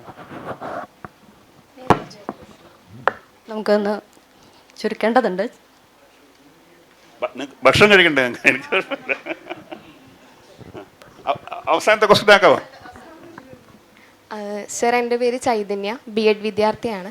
സർ, എനിക്ക് ചോദിക്കാനുള്ളത്, നമ്മുടെ കേരളത്തിലെ ടെലിവിഷൻ ദൃശ്യമാധ്യമങ്ങളുടെ സാംസ്കാരികപരമായ നിലവാരം വളരെ പരിതാപകരമായ അവസ്ഥയിലേക്ക് പോയതായി തോന്നിയിട്ടുണ്ട്. അതായത് ഈ അപകടങ്ങൾ, ലൈംഗികത, മരണങ്ങൾ, വർഗീയത തുടങ്ങിയ വിഷയങ്ങളാണ് മുഖ്യധാരാ മാധ്യമങ്ങളുടെ പോലും പ്രധാന വിഷയമായിട്ട് വരുന്നത്. ഇത്തരത്തിൽ ക്രൈം വാർത്തകൾ ബ്രേക്കിങ്ങും ബിഗ് ബ്രേക്കിംഗ് ഒക്കെ ആയിട്ട് മാറിപ്പോകുന്നുണ്ട്. അതുപോലെ വഴിയോരത്തിലെ CCTV ദൃശ്യങ്ങൾ പ്രധാന കണ്ടന്റുകളാകുക, അത്തരത്തിൽ മനുഷ്യരുടെ സ്വകാര്യതയെ പോലും മാനിക്കാത്ത തരത്തിൽ മരണ വീട്ടിലെ ചടങ്ങുകൾ, ഈ ശവസംസ്കാരങ്ങൾ പോലെയുള്ള വിഷയങ്ങളൊക്കെ നീണ്ടു നിൽക്കുന്ന റിപ്പോർട്ടിംഗ് ആവുക, ഇത്തരത്തിലൊരു സാംസ്കാരിക അപജയം എന്ന് പറയുന്നത് നമ്മുടെ കേരളത്തിലെ മലയാളത്തിലെ ദൃശ്യബോധത്തിൽ ദൃശ്യരാഷ്ട്രീയത്തിൽ എന്താണ് ബാക്കിയാക്കുക എന്നുള്ള ചോദ്യമാണ്. അല്ല, താങ്കളുടെ ചോദ്യത്തിന് ഉത്തരവുണ്ട്. ഇതൊന്നും ചെയ്യാൻ പാടില്ലാത്തതാണ്. പക്ഷേ ഇത് കേരളത്തിൽ മാത്രം നേരിടുന്ന ഒരു പ്രശ്നമല്ല. നമ്മൾ ഒരു കാര്യം മറക്കാൻ പാടില്ല. മനുഷ്യ ചരിത്രത്തിലെ മനുഷ്യരാശിയുടെ ഏറ്റവും വലിയ വിഷ്വൽ ഒരു സൊസൈറ്റിയിലാണ് നമ്മൾ ജീവിക്കുന്നത്. എന്തുകൊണ്ട് നമ്മൾ എക്സ്പെരിമെന്റ്, നമുക്കറിയില്ല എങ്ങനെയാണ് ഈ വിഷ്വൽ ഇത്രയും മൊബൈൽ ഫോൺസ് ലോകത്ത് ഒരു ജനറേഷനും ഫേസ് ചെയ്യേണ്ടി വന്നത്. ഈ ജനറേഷൻ നമ്മൾ താമസിക്കുന്ന നമ്മുടെ മുന്നിലുള്ള ഇനിയും വരാൻ പോകുന്ന ജനറേഷൻ. അപ്പം അതിന് ആ ഒരു പുതിയതായിട്ടുള്ളൊരു അങ്ങനെ ഒരു വളരെ വലിയൊരു ചേഞ്ച് വരുമ്പം ഒരുപാട് കയോസും ഒരുപാട് പ്രശ്നങ്ങളുണ്ടാവും. പക്ഷേ അതെല്ലാം കുറച്ച് കഴിയുമ്പോൾ ഉരുത്തിരിഞ്ഞ് അത് ശരിയായിട്ട് വരും. ആദ്യത്തെ ഒരു പുതുമയാണ് ഈ വിഷ്വൽസ്. ഇങ്ങനെ നമുക്ക് നേരത്തെ പറഞ്ഞ പോലെ അത് വളരെ പ്രൈവറ്റ് ആയിട്ടുള്ള കാര്യങ്ങൾ ഇപ്പോൾ വളരെ പബ്ലിക് ആവുകയാണ്. അപ്പോൾ തുടക്കത്തിലുള്ളൊരു ഒരു കയോസ്, അങ്ങനെ ഒരു സിറ്റുവേഷൻ ശരിക്കും ഒരു സോഷ്യൽ റെവല്യൂഷൻ നടക്കുകയാണ്. അപ്പോൾ ഒരു റെവല്യൂഷൻ ഉണ്ടാകുമ്പോൾ കുറേ സമയമെടുക്കും. അത് തീർച്ചയായും അതിനെക്കുറിച്ച് നമ്മൾ കൂടുതൽ ബോധപ്പെടേണ്ടത് ശരിയായിട്ട് വരും. തീർച്ചയായിട്ടും പറഞ്ഞതെല്ലാം വളരെ വലിയ പ്രശ്നങ്ങളാണ്. പക്ഷേ എനിക്ക് തോന്നുന്നില്ല കോൺഷ്യസ് ആയിട്ട് നമ്മളൊരു കാര്യം അതിന് തടയാൻ ചെയ്യേണ്ടതില്ല. അത് സ്വയം അത് ഈ കലക്കി കഴിയുമ്പോൾ എല്ലാം അടിയിലുള്ള അഴുക്കുകളെല്ലാം പൊങ്ങി വരുമെന്ന് പറയില്ല. പൊങ്ങിട്ട് ഇനി അത് താഴെ അതിന് സമയം കൊടുക്കുക എന്നുള്ള കാര്യം നമ്മളെപ്പോഴും മനസ്സിൽ ആലോചിക്കണം. നമുക്ക് ഇതൊക്കെ കാണുമ്പോൾ ദേഷ്യം വരികയോ നമ്മൾ വൈകാര്യത്തോടെ പ്രവർത്തിക്കാൻ ശ്രമിക്കും. നമ്മൾ മനസ്സിൽ വെക്കേണ്ടത് നമ്മൾക്ക് മുമ്പ് ഒരു ജനറേഷനും ഇങ്ങനെ ഒരു ചലഞ്ച് ഫേസ് ചെയ്യാൻ വന്നിട്ടില്ല. ഇത്രയും വിഷ്വൽ ഇതായിട്ടുള്ള ഒരു സൊസൈറ്റി. അപ്പോൾ അതുകൊണ്ട് നമ്മളൊരു യുണീക്ക് ഫേസിലൂടെ കടന്നു പോവുകയാണ്. അതുകൊണ്ട് അതിനുള്ള ഒരു ലെഗ് റൂമും ഒരു ലിവറേജ് നമ്മൾ കൊടുക്കണം. കാര്യം ചീത്ത കാര്യങ്ങളോടൊപ്പം അനേകം നല്ല കാര്യങ്ങൾ നടക്കുന്നുണ്ട്. അപ്പോൾ അതിനുള്ള അല്ലാതെ പെട്ടെന്ന് അതിനെ ഒരു നിയമം കൊണ്ടുവന്നെങ്കിലും അടക്കിയാൻ ശ്രമിക്കുകയാണെങ്കിൽ അത് കുറച്ച് കയോട്ടിക്കായിട്ട് തന്നെ ഇരിക്കണം. എവിടെയെങ്കിലും കയോസ് വേണ്ടേ? നമ്മളെല്ലാവരും ഈ കുഞ്ഞാടുകളെ പോലെ ഇങ്ങനെ നടന്നാൽ പ്രശ്നമുണ്ട്. അപ്പോൾ അവിടെ കുറച്ച് കയോട്ടിക്കായിട്ട് ഇരിക്കട്ടെ എന്നാണ് എൻ്റെ അഭിപ്രായം.